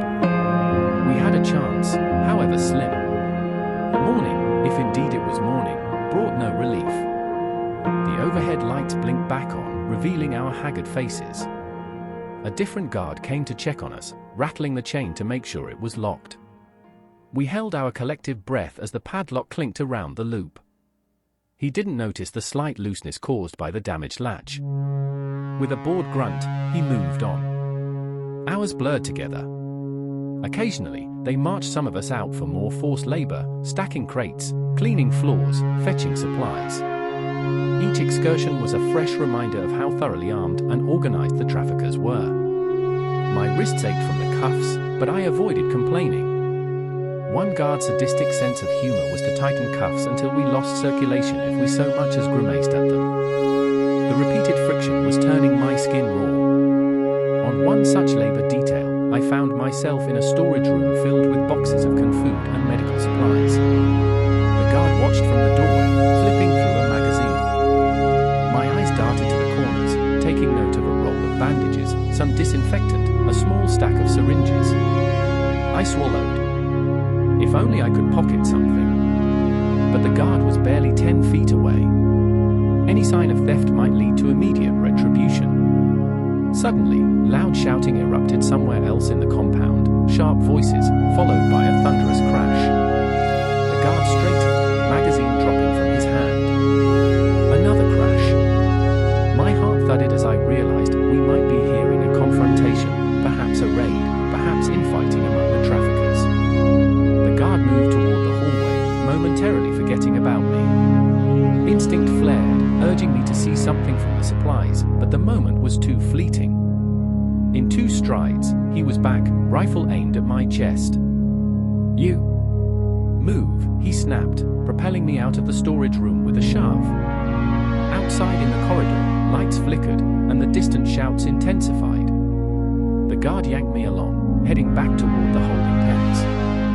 As we rounded a corner, I saw 2 men hefting large crates, sweat dripping down their faces, clearly in a rush to load them onto a truck or hide them elsewhere. A wave of chaos was rolling through the bunker. People were barking orders in multiple languages, some obviously panicked. My guard pushed me faster, almost running down the corridor. We reached the pen area, where several other captives had already been herded back inside. Gunshots rang out from somewhere deeper in the compound. I flinched, adrenaline flooding my system. The guard unlocked the pen just long enough to shove me inside. Then he locked it again, ordering everyone to stay put. We huddled together, straining to hear any sign of what was happening. The bunker's thick walls muffled most sounds, but the sporadic crack of gunfire was unmistakable. A dull boom rattled the overhead lights, maybe from an explosion outside the perimeter. My mind raced with possibilities. Could it be the police or some rival smuggling gang? Or maybe a last-ditch attempt to destroy evidence? Then, from the corridor, the wiry subordinate appeared, face contorted with fury. He yelled at the guard stationed by our pen, something about "get them ready. We might have to move again." The guard hesitated. "But the trucks?" "Then find a place to hide them," the wiry man shouted.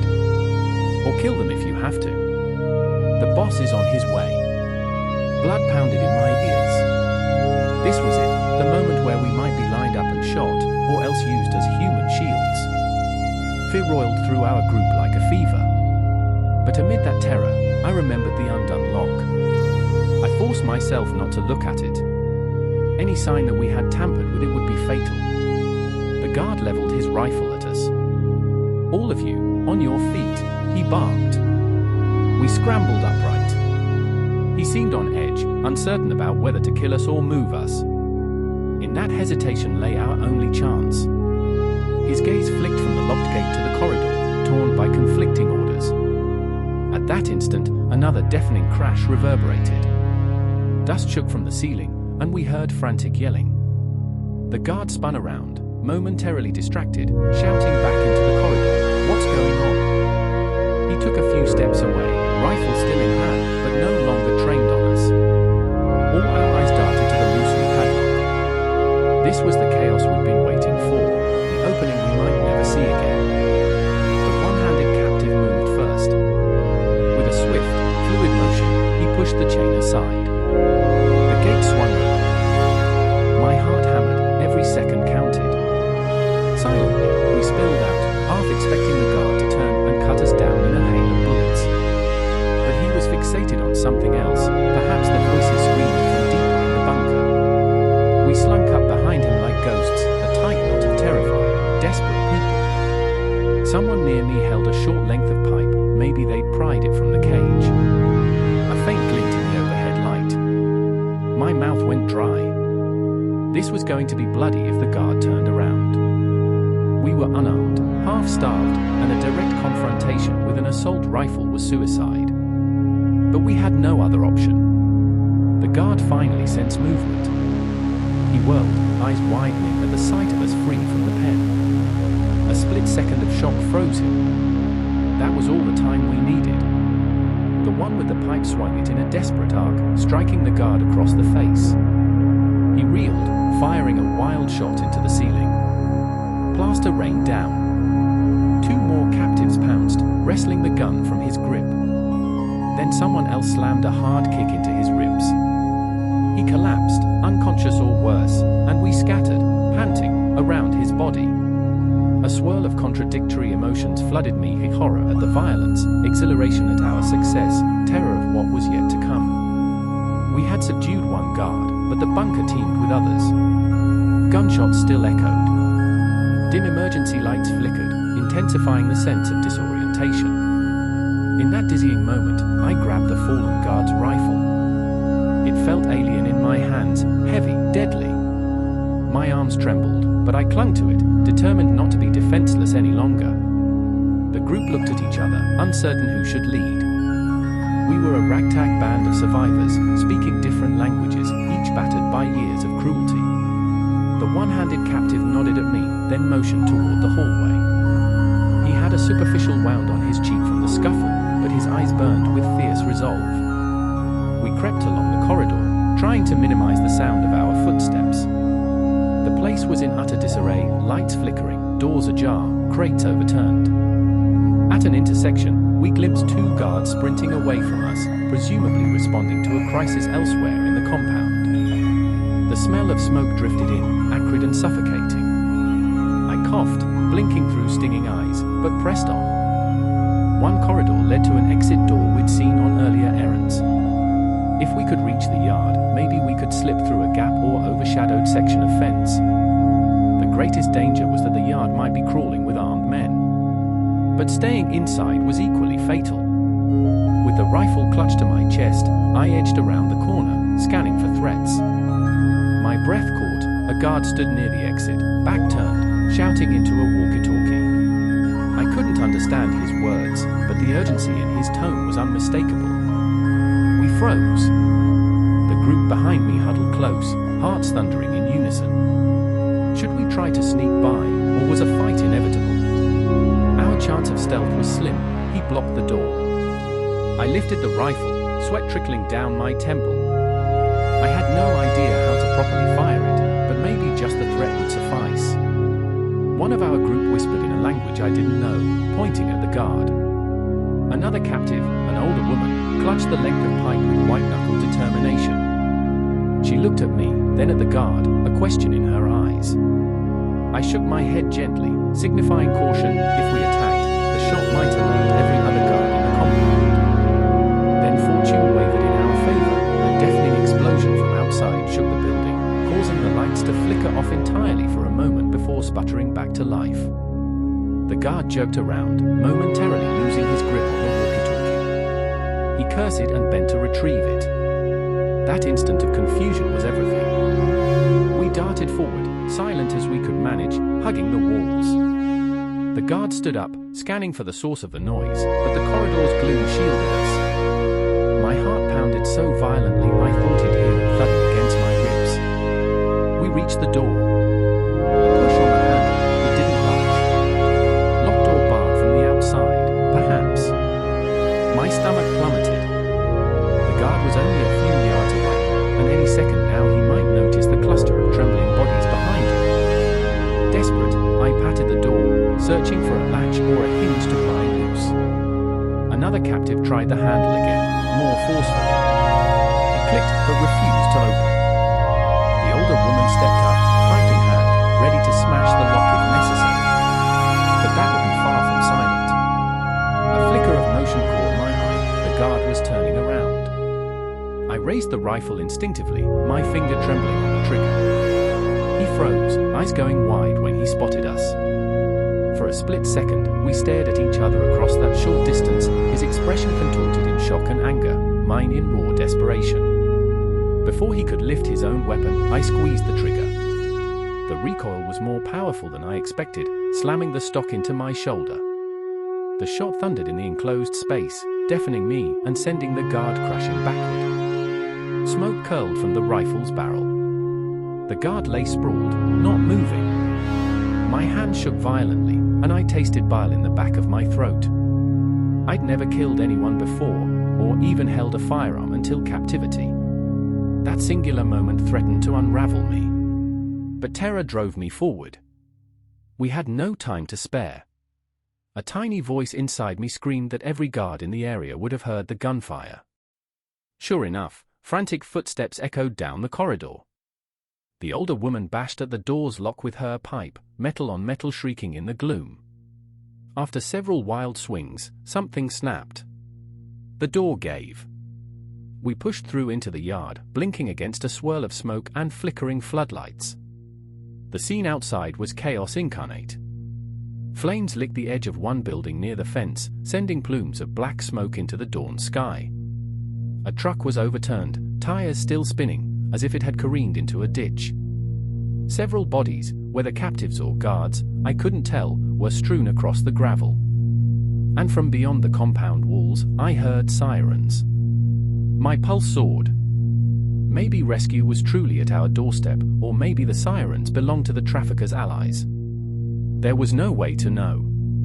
We scattered instinctively, seeking cover behind crates and vehicles. My mind reeled at the scale of destruction. Had the police or some rival organization attacked the compound? Explosions, gunfire, it felt like a small war zone. Fear threatened to paralyze me, but the memory of that girl's shot at the docks ignited a grim determination. I refused to be a helpless victim any longer. Spotting a gap in the fence near a collapsed section of razor wire, I motioned for the others. We sprinted across open ground, hearts in our throats. Bullets whizzed overhead, whether from the guards firing blindly or from outside forces breaching the perimeter, I couldn't tell. The yard reeked of fuel and burning rubber, stinging our eyes. 2 more captives, lagging behind, dropped to the ground as shots tore into the dirt near them. I spun, aiming the rifle wildly, not even sure who I was firing at. The recoil slammed me again, nearly making me lose my balance. We reached the broken fence line. The twisted wire still posed a lethal hazard, but we managed to slip through a gap in the chain link. I felt metal barbs rip at my sleeves, tearing the skin on my forearms. Biting back a cry, I forced myself forward. The older woman, pipe in hand, got snagged briefly. The one-handed captive helped her, wrenching the wire aside while she slid under. Another shot rang out, kicking up gravel. We ducked low, stumbling into the underbrush beyond the fence. A dense stand of pine stretched before us.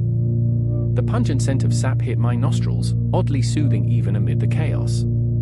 Smoke from the burning bunker drifted on the wind. We sprinted deeper into the trees, lungs burning. My knees felt weak, but adrenaline propelled me forward. Behind us, the compound's floodlights painted the sky an eerie orange, flickering through the branches. More gunshots, more shouts, an explosion that rattled the forest floor. We ran until our bodies could no longer hold pace. At last, we collapsed behind a fallen log, panting and shaking.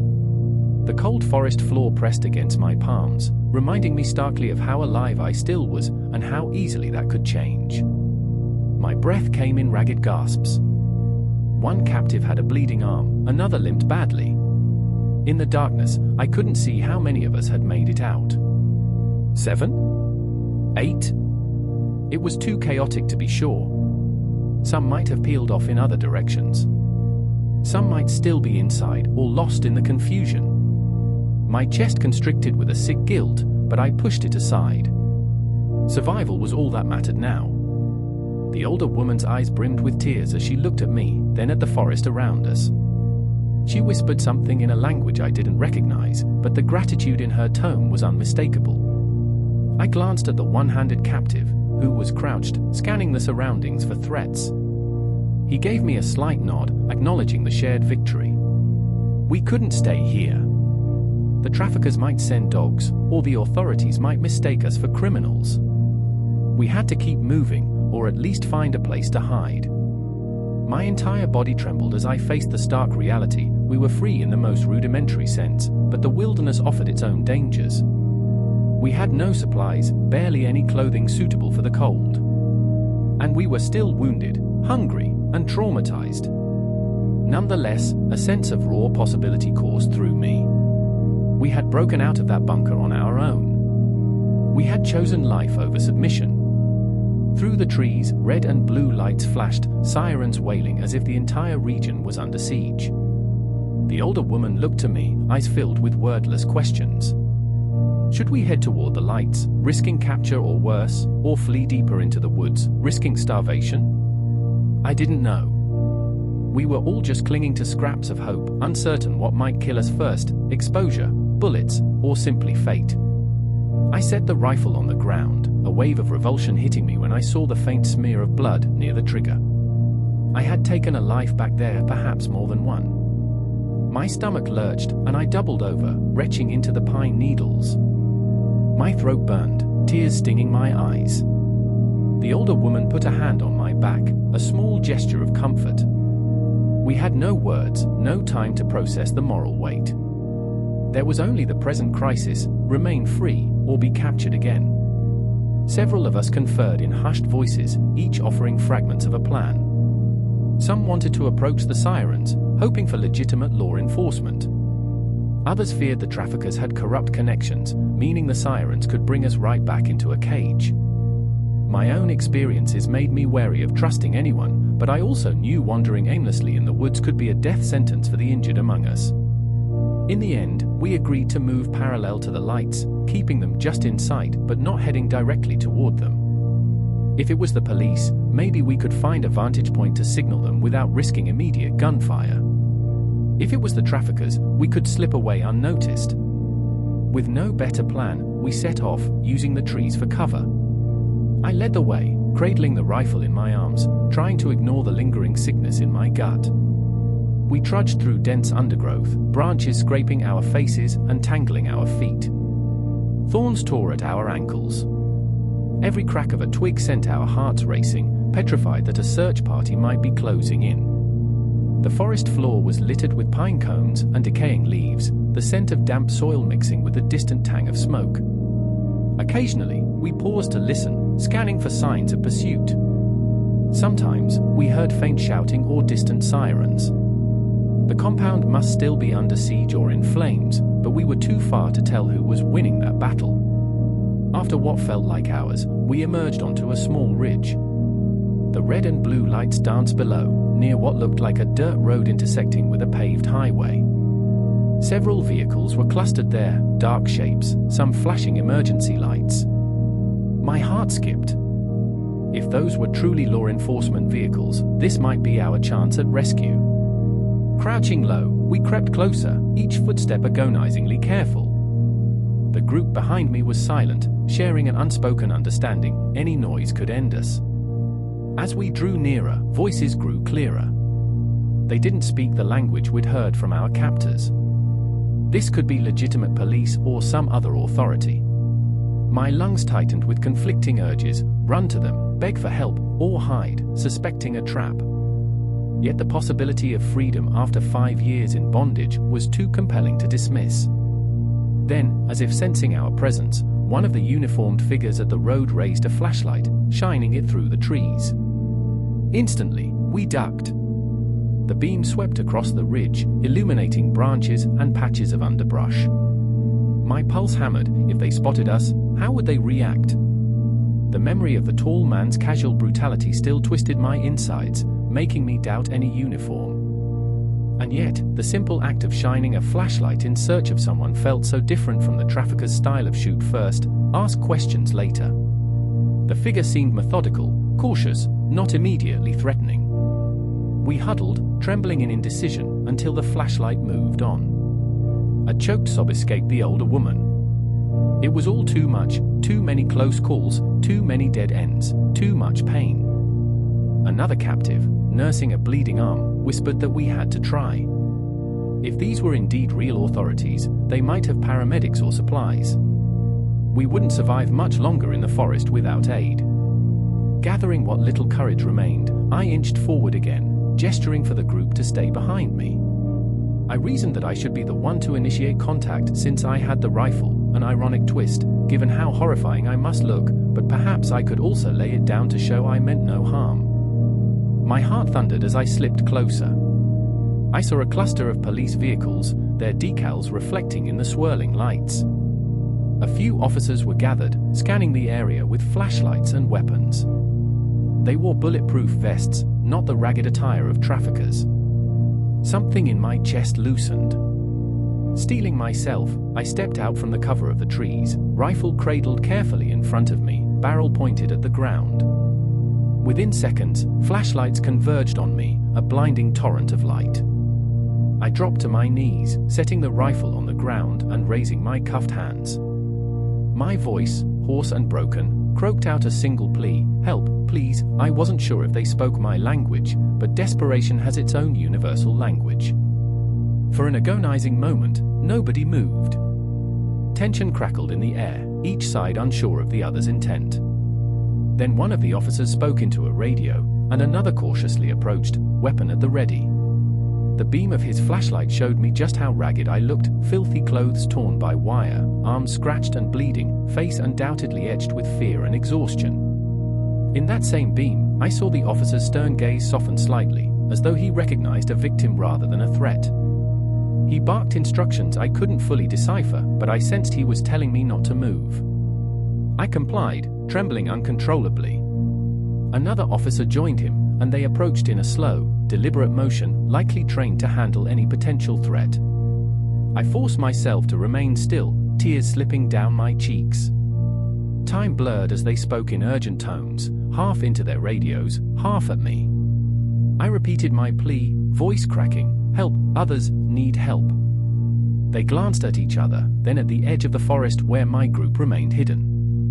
One officer gestured for me to stay down, while the other aimed his flashlight into the trees, calling out instructions in a calm but firm tone. I waved for the others to come forward. Slowly, they emerged, limping, wounded, eyes wide with trauma. A collective gasp seemed to rise from the officers at the sight of our condition. In a flurry of movement, more law enforcement and what looked like paramedics rushed over. People were speaking all at once, some in English, some in another language. I was too overwhelmed to register the details. An officer knelt next to me, carefully removing the cuffs from my swollen wrists. Another placed a comforting hand on my shoulder, while paramedics hurried to attend the more severely injured among us. That's when the floodgates opened within me. Every suppressed sob, every tear of anguish, poured out in a torrent.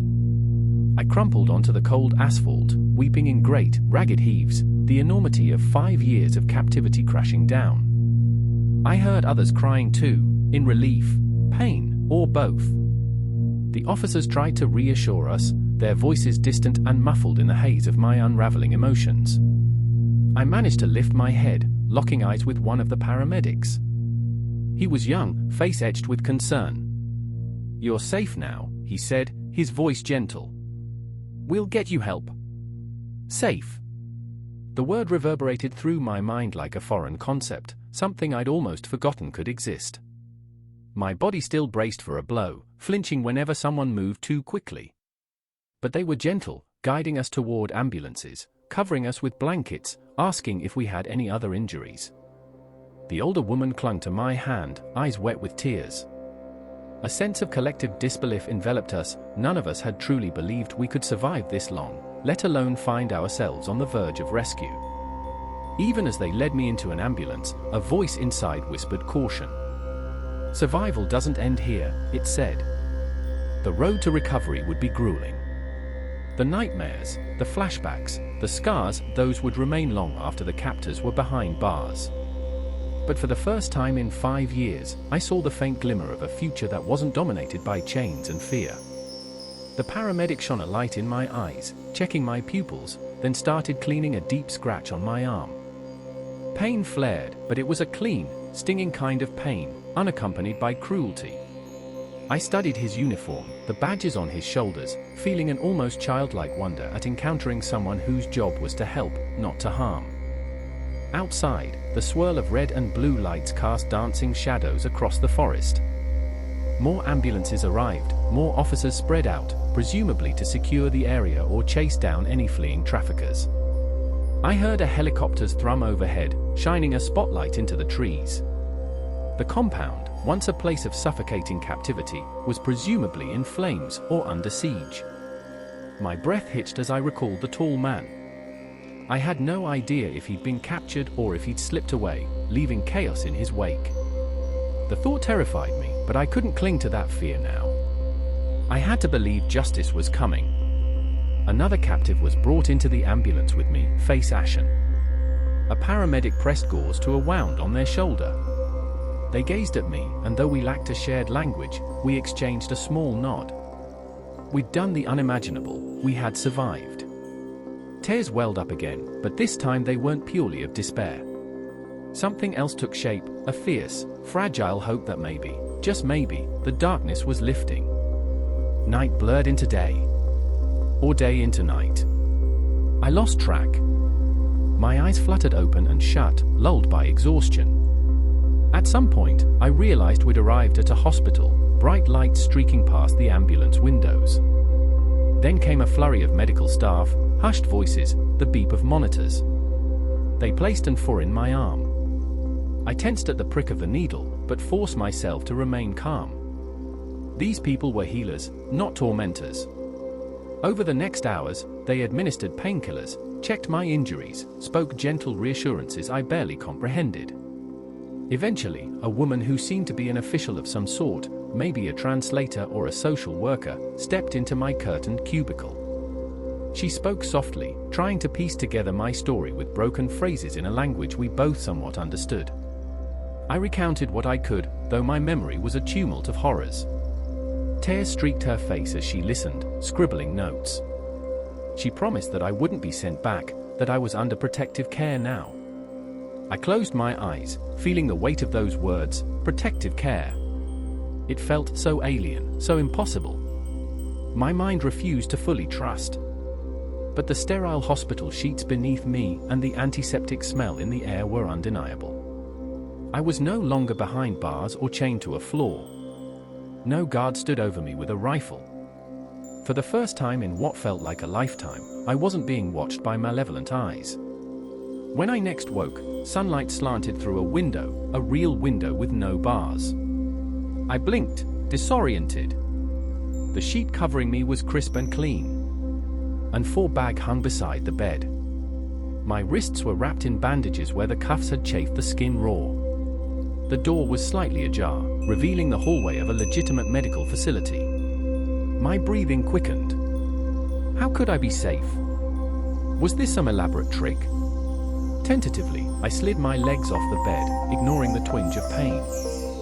I stood, and no one shouted at me. No sirens blared, no guard rushed to beat me down. My reflection in a metal dispenser by the sink startled me. I looked hollowed out, eyes sunken and haunted. But I was free. At least, freer than I'd been in half a decade. A nurse poked her head in, offering a kind smile. She said something I couldn't quite grasp, but the warmth in her tone was unmistakable. I sank back onto the bed, overwhelmed by a swirl of emotions.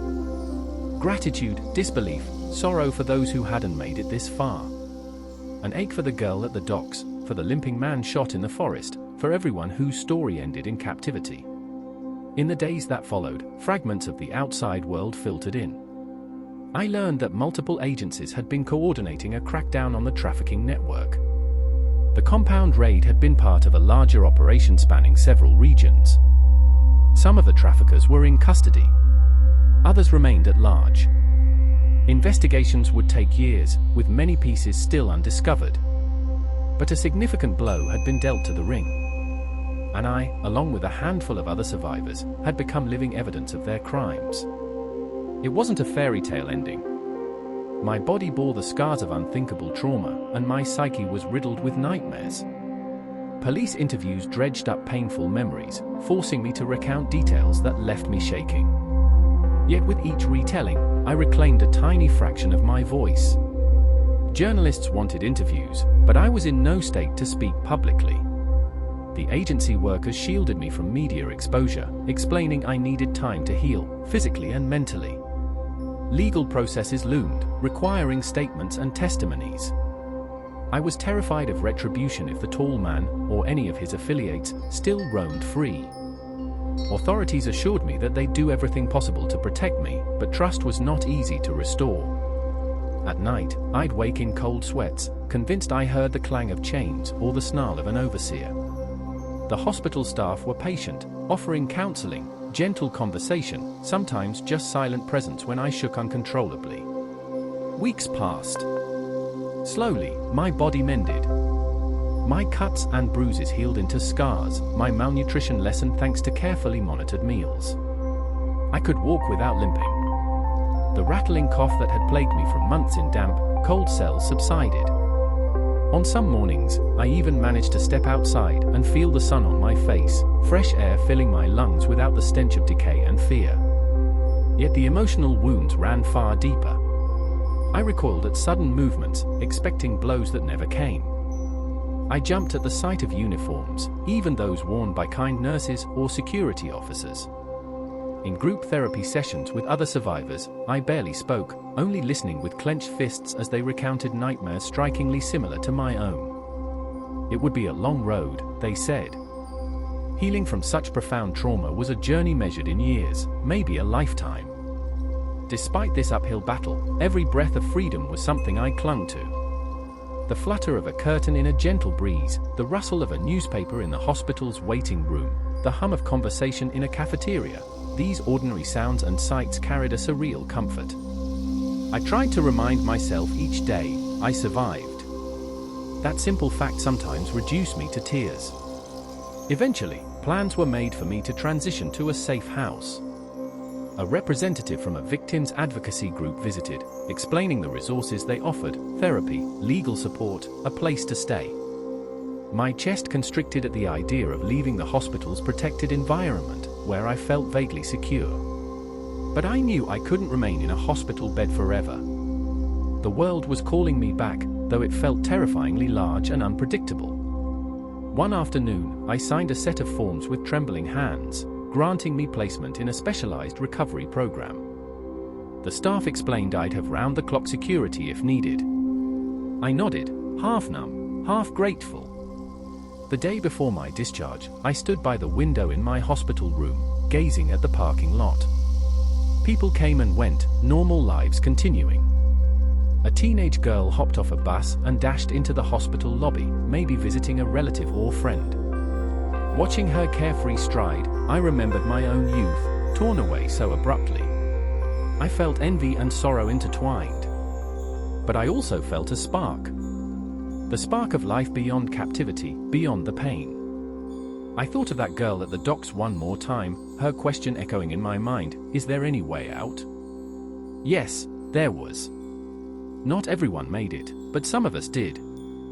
For them, for myself, for the future that had been stolen, I vowed to fight on. Even if the scars never fully faded, I would live to see tomorrow. And in living, I'd deny my captors their final victory. That is how I found myself, shaky but upright, stepping through hospital doors into a waiting car bound for the safe house. The air outside smelled crisp. My chest tightened with a swirl of terror and cautious optimism. This was freedom, raw and uncharted. I still feared the tall man's shadow lurking around every corner, but with each tentative step, I felt the faintest edge of hope.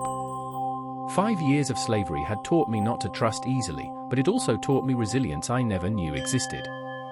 Looking at my bandaged wrists one more time, I pressed them together, as if bidding goodbye to the chains that once bound me. I inhaled a trembling breath.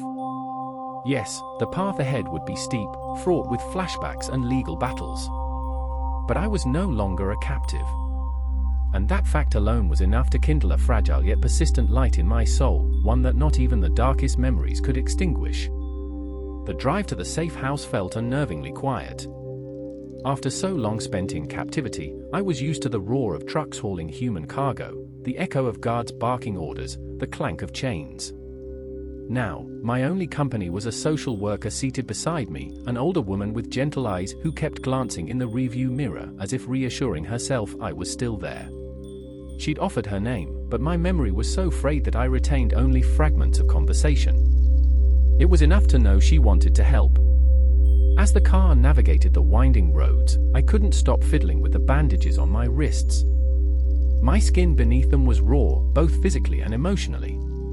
The sedation from the hospital was wearing off, leaving me with a dull ache in my muscles and a sharper ache in my chest. I stared at the blur of trees rushing by outside, half expecting an armed convoy of traffickers to appear around the next bend. "Are you okay?" the social worker asked softly, her gaze flicking again to the rearview mirror. I found it hard to look her in the eye, so I kept my attention on the passing landscape. My voice, hoarse from disuse, came out barely above a whisper. I don't know, I said. It was the most honest response I could give. Fear still coiled around me, but a flicker of gratitude lingered at the edges of my mind. Gratitude that I was in a normal car, on a real road, heading to a place that wasn't locked behind razor wire. The safe house turned out to be a modest building tucked behind tall hedges, with a small lawn out front and a narrow driveway. The social worker eased the car to a stop, then stepped out to open my door. I willed my legs to move, ignoring the tremor in my knees. The air outside was cool and carried the scent of damp earth. A bird trilled from somewhere nearby, startling me. I reflexively cowered, as though expecting a shout or gunshot to follow. But nothing came. The social worker extended a hand, not touching me without permission but offering the possibility of support. I forced myself to nod, letting her guide me up a short path to the front door. Inside, the smell of fresh paint and cleaning supplies reminded me this was a recently prepared facility, likely part of a network for rescued trafficking survivors. The walls were painted a pale yellow, and there was a small couch in the living area, stacked with blankets. I could see down a hallway to what looked like a kitchenette, with a table and a few chairs. Everything appeared bland and nondescript, as though intentionally kept calm and uncluttered. A staff member greeted me, a tall man, though he exuded none of the malice I'd grown to associate with that build. He wore casual clothes, a lanyard around his neck with an ID badge. When he spoke, his voice was as gentle as the social worker's, carefully measured to avoid startling me. "Welcome," he said, stepping back to give me plenty of space. "We've set up a private room for you. No locks on the doors, no bars on the windows, just a quiet place to rest." I almost didn't believe him. My heart pounded at the mention of no locks. After so many years of captivity, the idea of an unlocked room felt more dangerous than reassuring. Another wave of anxiety coursed through me. My mind conjured images of the tall man, my former captor, bursting in, reminding me that I could never truly be free. I could feel my fingers curling into fists at my sides, nails biting into my palms. The staff member must have noticed my reaction because he took a step back, raising his hands in a non-threatening gesture. "I know it's a lot right now," he said. "You can take your time getting used to the place." Nodding numbly, I let them lead me down the hallway. My private room was small, a single bed with a neat, folded blanket, a nightstand, and a lamp. A window overlooked a backyard bordered by the same tall hedges. There was a door to an attached bathroom, which they assured me was all mine, no sharing. My throat tightened at the notion of privacy. Even at the hospital, there'd been bustling staff in and out. Now, the idea of shutting the door and being alone brought a mixture of relief and raw terror. Alone was how I'd spent many nights in captivity, with no one to help if something went wrong. The social worker placed a duffel bag on the bed. "Some clean clothes and basic toiletries," she explained. "All donated. You can change into whatever you like." I stood there, arms hanging limply at my sides, not sure how to respond. She gave me a small, understanding smile and gestured that she'd give me space. Then both she and the staff member left, gently closing the door behind them. The silence that followed pressed in on me, so profound it made my ears ring. I stared at the bed, the lamp, the bag. Slowly, I lowered myself onto the edge of the mattress, testing its softness. No chains. No lock on the outside. No cameras that I could see. It felt surreal. Exhaling a shaky breath, I ran a hand over the bedspread, forcing myself to acknowledge reality. I was in a safe house, free from the daily terror of beatings or forced labor. My ribs still ached from old bruises, my wrists throbbed, and the memories, they came in waves, threatening to drown me whenever my mind drifted. But physically, at least, I was no longer a prisoner. For the next few days, I barely left my room. The staff brought me simple meals, rice, broth, fruit, and I ate in small bites, my stomach shrinking from years of underfeeding. I slept fitfully, waking in the grip of nightmares that left me trembling.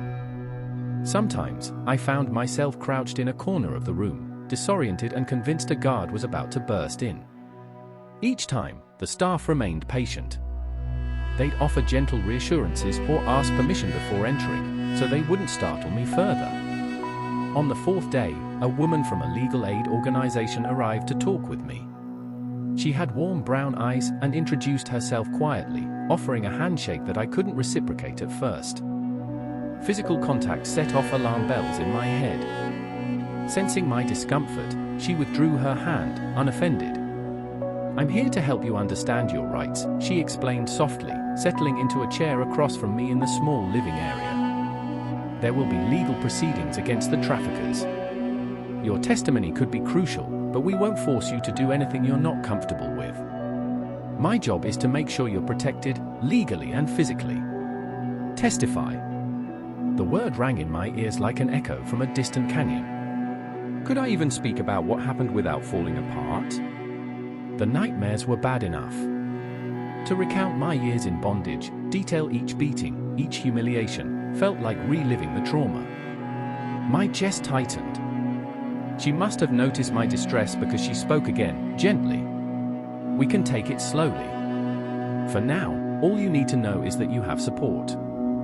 If you choose to give a statement, we'll make sure it's done in a setting that feels as safe as possible. And if the traffickers try to retaliate, we have ways to protect you." I swallowed against the lump in my throat. The tall man's face flashed through my mind, his cold, calculating stare. Was he behind bars yet? The raids had dismantled a significant portion of the network, but I'd heard rumors that he might have fled, slipping through a net of corruption. A fresh surge of anxiety prickled at the back of my neck. I don't know if I can, I whispered, words stumbling out in a trembling breath. What if he's still out there? She leaned forward, hands folded in her lap. We're coordinating with law enforcement agencies across multiple regions. Many arrests have been made, and there are international warrants for the ringleaders who remain at large. It's dangerous, I won't lie to you. But we have experience safeguarding survivors in witness protection programs if it comes to that. Witness protection. The concept sounded like a movie plot, not something that could apply to me. I nodded, then stared at the floor, my thoughts swirling. The lawyer's calm presence did little to still the storm in my chest, but at least I knew I wasn't alone. She left me a stack of pamphlets about survivors' rights, therapy services, and shelters. It felt overwhelming. That night, I dreamed of the estate again, the flickering light bulb in my dingy cell, the moans of other captives drifting through the walls, the sickening crunch of a guard's boot.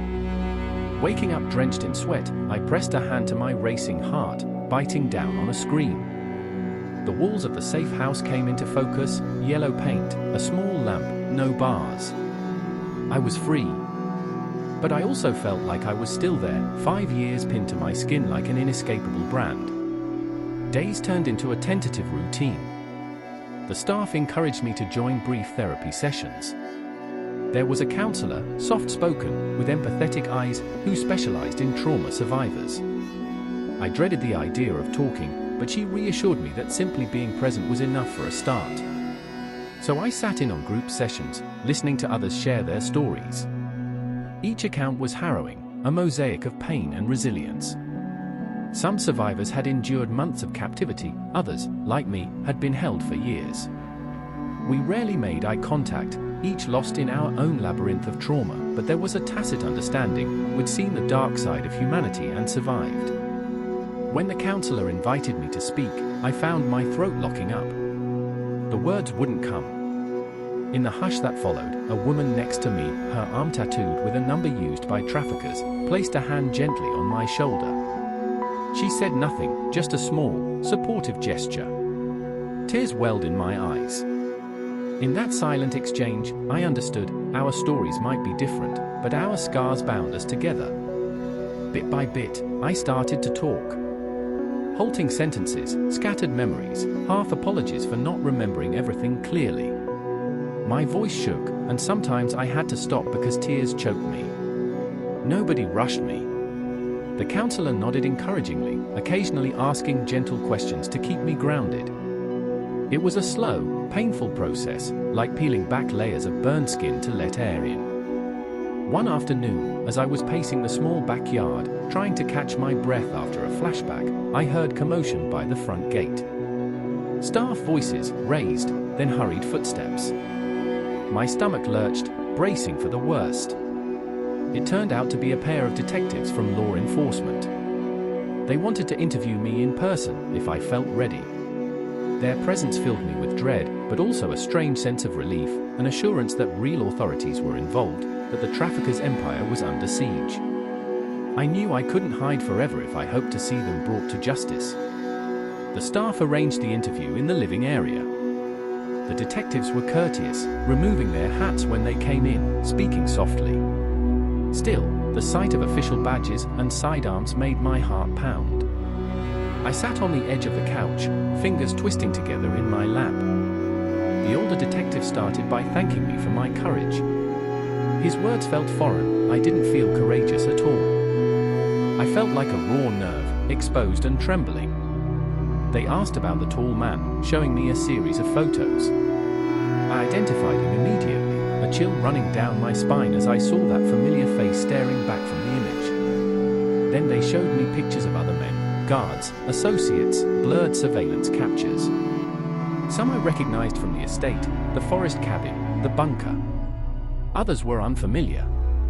My chest tightened as I sorted through them, one by one. Each face was a shard of my nightmare. They asked about locations, the warehouses, the cabins, the dock, the estate. Any detail I could provide might help tie these crimes together. My mouth went dry. Memories flooded me, rusted trucks, flickering bulbs, cold floors. Recounting them in the safe house living room felt surreal. The older detective nodded solemnly, scribbling notes. After an hour, they let me rest. The staff brought me water, and my hand shook so badly I spilled half the glass. The younger detective spoke up then, his voice softer. "I know it's not easy," he said. "But your testimony, your memories, they could put these people away for good." He hesitated. "We also want you to know that some of your captors are already in custody. We're still rounding up others." In custody. The phrase weighed on me. My mind flashed to the tall man, the architect of so much suffering. If he was behind bars, I might finally sleep without dreading his voice in the hallway. Did you catch him?" I croaked. The detectives exchanged a glance. The older one cleared his throat. "We believe he fled the region shortly before the raids began. There are warrants out for his arrest, both nationally and internationally. We have strong leads on his whereabouts, but we can't confirm anything yet." A hollow pang of disappointment stabbed my gut. He was still free. Fear coiled through my veins like poison. But at least his network was being dismantled, piece by piece. Maybe that would reduce his power, limit his reach. The detectives offered to keep me updated, then left, promising they'd return if they needed more statements. In the weeks that followed, I struggled with a new kind of anxiety, the knowledge that my tormentor roamed somewhere outside my safe bubble. But at least now, I had support, counselors, lawyers, staff, and other survivors who understood. With their help, I started to unravel the trauma woven into every corner of my mind. Sometimes, I managed to sleep a few hours without jolting awake in a cold sweat. Progress, however fragile. Legal proceedings advanced. A prosecutor came to the safe house, explaining that my testimony might not be limited to a written statement. In many trafficking cases, survivors are asked to appear in court, sometimes behind closed doors or via video link, to protect our identities. Just the mention of a courtroom set my teeth on edge. Standing in front of strangers, recounting the horrors I endured, what if I froze, or fainted, or said the wrong thing? The prosecutor assured me I could have a support person, maybe my counselor, at my side. They'd limit direct contact with the defendants if any were present. The staff at the safe house reiterated that it was my choice. No one could force me. But I also understood that my testimony carried weight. If I didn't speak out, some of these criminals might walk free. The burden of that knowledge pressed heavily on my shoulders. Around that time, a journalist tried to contact the safe house, seeking an interview with a survivor willing to share their story. The staff shielded me from direct interaction, and I was thankful. I wasn't ready to face public scrutiny. Too often, media coverage sensationalizes these accounts, turning them into lurid headlines, or focusing on the shock value rather than the person behind the trauma. I told the staff I wanted privacy, at least until the legal process was farther along. Spring buds emerged on the hedges outside, a quiet reminder that life kept moving forward regardless of my inner turmoil. Some days, I ventured onto the lawn, letting the sun warm my face. Other days, I hid in my room, blinds drawn, paralyzed by flashbacks. The staff never rushed me. They offered therapy, medical checkups, short walks if I felt up to it. The more I engaged, the clearer I saw the depth of my wounds. My memory was patchy, my ability to trust others near zero. But a small spark of determination kept me from surrendering to despair. I'd come this far. I owed it to myself, and to those who didn't survive, to keep fighting. One sunny afternoon, the counselor proposed an exercise. We would stand in the backyard, eyes closed, focusing on the present moment sounds and smells. The gentle rustle of leaves, the faint smell of cut grass, a dog barking in the distance. At first, it made my heart race. I was used to being hypervigilant, scanning for threats. But slowly, I realized nothing in this place wanted to harm me. The gentle breeze was just that, a breeze, not a sign of impending doom. Tears leaked from the corners of my closed eyes as I let myself absorb the safety of that moment. Behind the scenes, the legal aid team and detectives continued their pursuit of the tall man and his affiliates. Rumors surfaced that he'd been spotted in another country, hiding under a false identity. I braced for news of his capture, but none came. It was a lesson in patience. Large criminal enterprises don't collapse overnight. A part of me wondered if I'd ever truly feel safe knowing he was out there. Yet each day, I gained tiny increments of confidence. I could walk into the common area without flinching. I could talk softly with the staff or other survivors, learning basic facts about them. We rarely dwelled on each other's horrors, too painful and too personal, but we found solace in shared experiences of cautious laughter over small victories, to good night's sleep, a letter from a family member, a day without panic attacks. These little triumphs formed the fragile scaffolding of a new life. Then came a call from the prosecutor. A key trial date was approaching, involving several traffickers in custody. They wanted me to provide testimony by video link, ensuring I wouldn't have to sit in the same courtroom as the defendants. My heart pounded. It was earlier than I'd expected. My counselor helped me practice, walking me through the potential questions. The staff promised to remain close by. Still, the prospect terrified me. On the day of the testimony, the safe house set up a small room with a computer and a secure video connection. My hand shook so badly I could barely hold the microphone they gave me. The counselor stood beside me, resting a comforting hand on my shoulder. When the screen flickered to life, I saw a sterile courtroom, either judge, the prosecutor, the defense attorneys. My vision blurred with anxiety, and I wondered if they could see how broken I felt. The prosecutor introduced me to the court, stating that I was a witness in protective care. The defense tried to object, questioning my credibility. The judge allowed them to proceed with cross-examination, but only within strict boundaries. I clung to the counselor's reassuring presence. Summoning every ounce of courage, I recounted what I could about the traffickers who were currently on trial, the men from the bunkers, the ones who forced me onto trucks or struck me for disobedience. My voice trembled, tears escaping my eyes, but I forced the words out. It felt like stepping back into a dark pit of memory. Each detail cut like glass. Occasionally, the defense attorneys tried to poke holes in my account. Are you sure you saw them at that location, or might you be confusing them with someone else? The audacity of their questions made my fists clench, but the prosecutor objected whenever the defense got too aggressive. The judge overruled or sustained motions calmly. From the corner of my eye, I saw the counselor's empathy. She gently squeezed my shoulder, a silent message, "You're doing okay." When it ended, I slumped back in the chair, exhausted. The judge thanked me for my testimony, acknowledging the difficulty of speaking about such traumatic experiences. The video feed cut off. I stared at the blank screen, drained and shaky, struggling to remember how to breathe. The counselor handed me tissues, and I realized my face was wet with tears. Relief and fear intermingled, relief that I'd spoken my truth, fear of possible repercussions. News trickled in weeks later. Some of the defendants had been found guilty. Decent prison sentences were handed down, though it would never undo the harm they caused.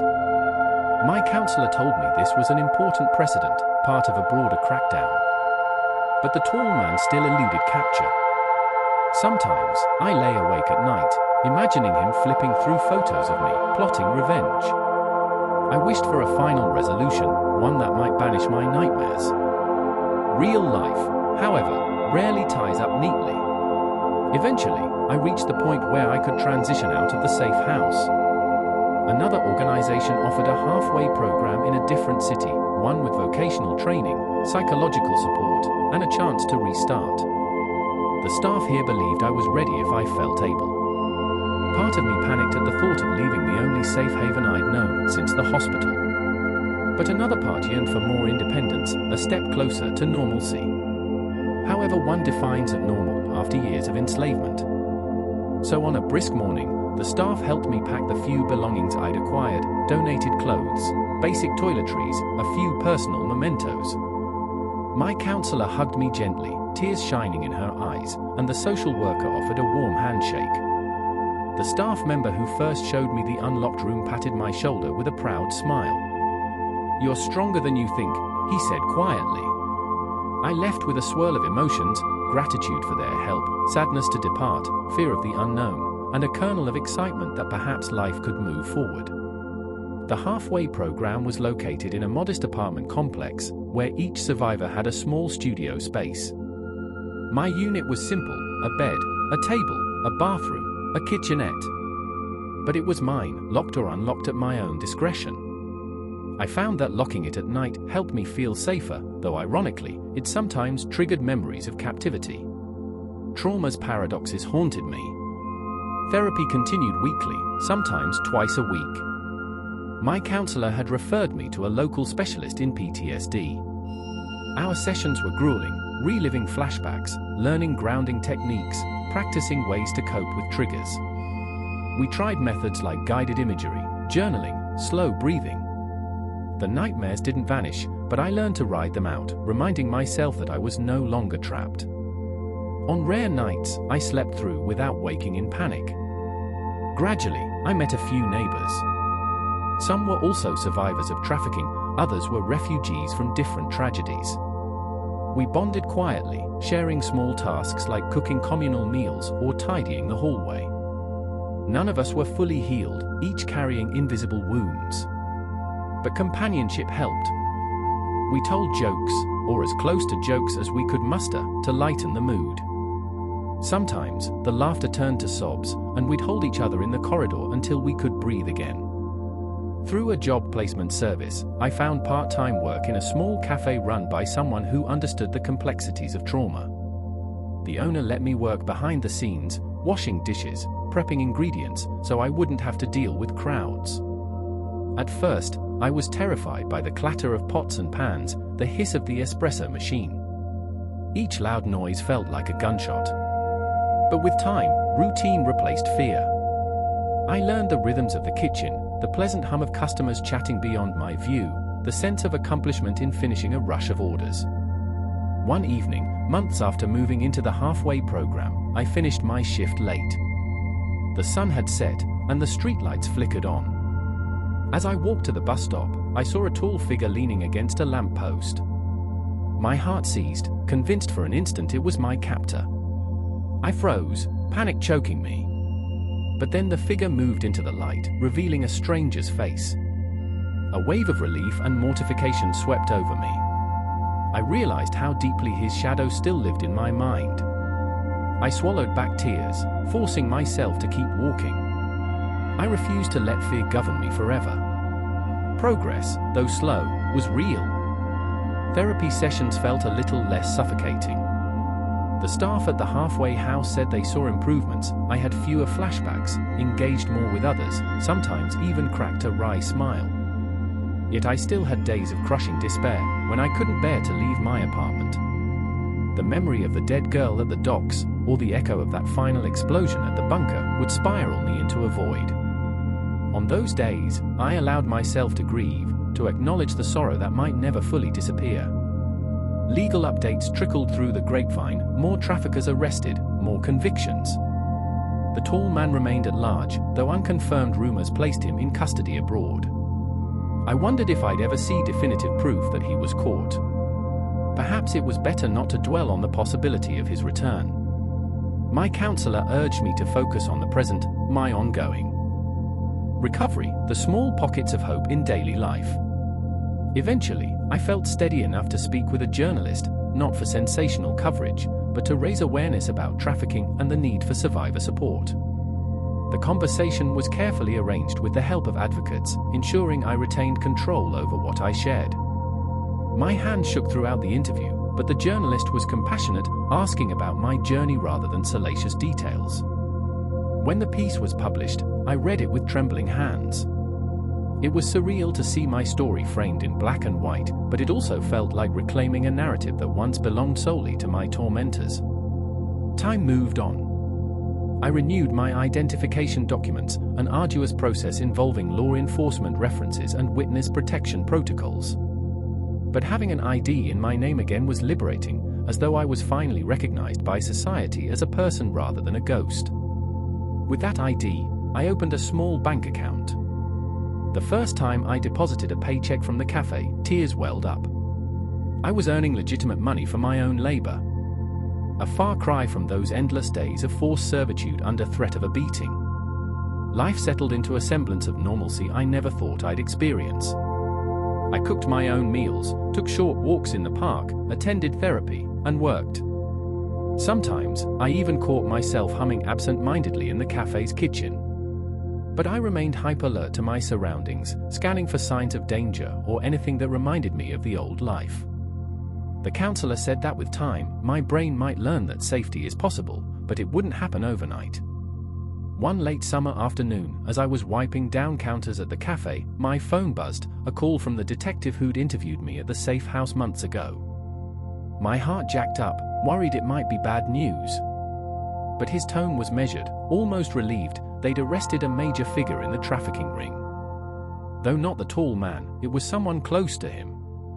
The detective sounded hopeful that the tall man's capture was imminent. I thanked him, ending the call with a mixture of relief and dread. Each arrest chipped away at the empire that had tormented me. But until the tall man stood trial, a piece of me would remain braced for betrayal. That night, I returned to my small apartment, made dinner, pasta with simple tomato sauce, and sat on my sofa. The steam from the pasta fogged my glasses. I stared at the plate, remembering times I'd gone a week on scraps of moldy bread. Now, I had a modest meal, a roof, a job, and a legal identity. My chest tightened with gratitude and the ache of survivor's guilt. I knew countless others never escaped. Others died nameless, or vanished into the darkest corners of an indifferent world. It felt simultaneously uplifting and overwhelming to be alive. Sometimes, in therapy, we spoke about forging a future that wasn't defined by captivity.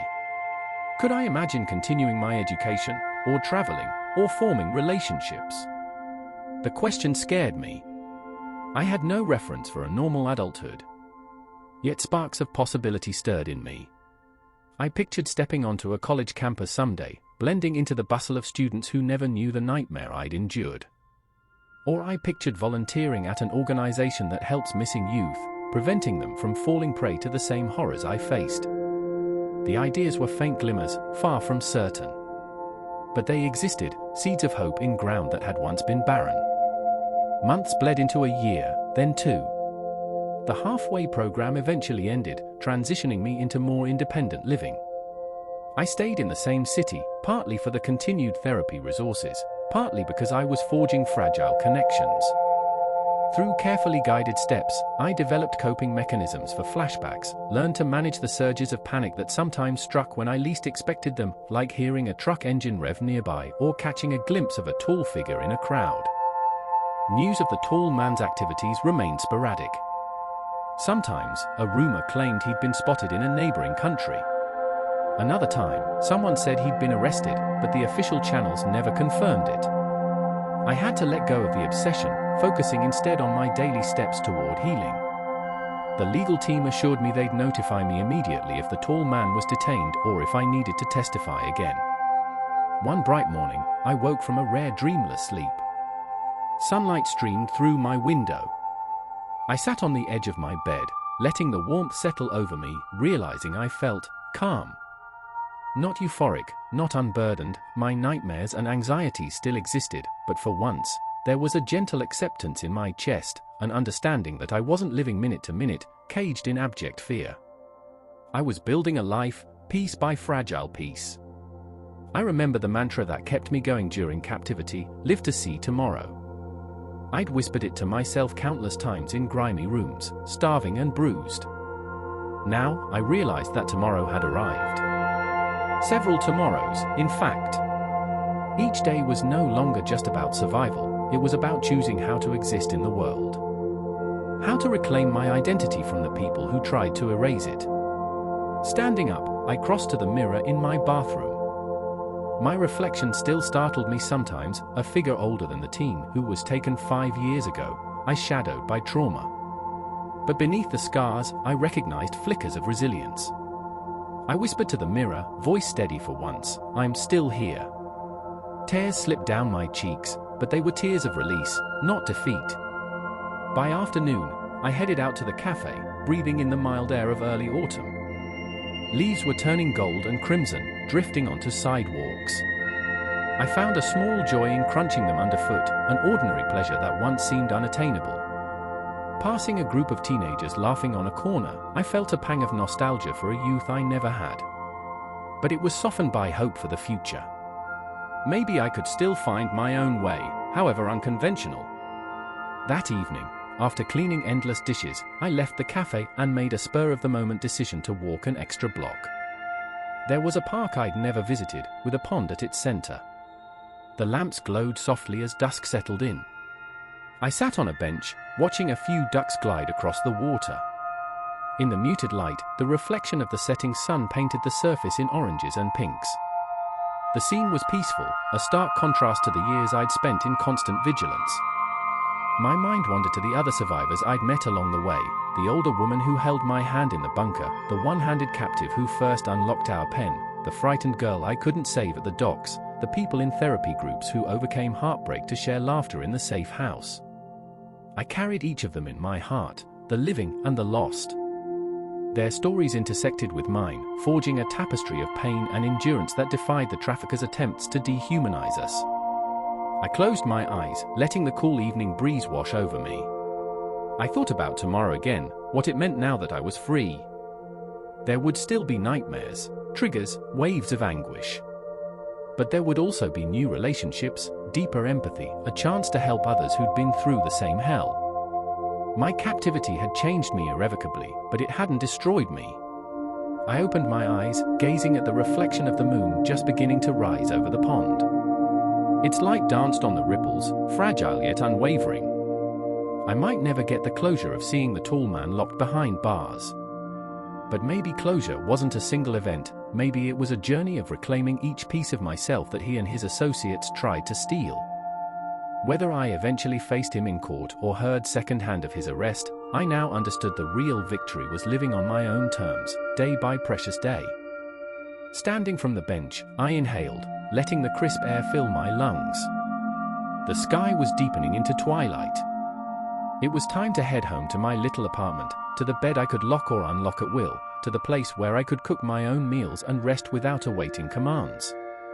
My scars would linger, inside and out. The memories would resurface, some days with punishing force.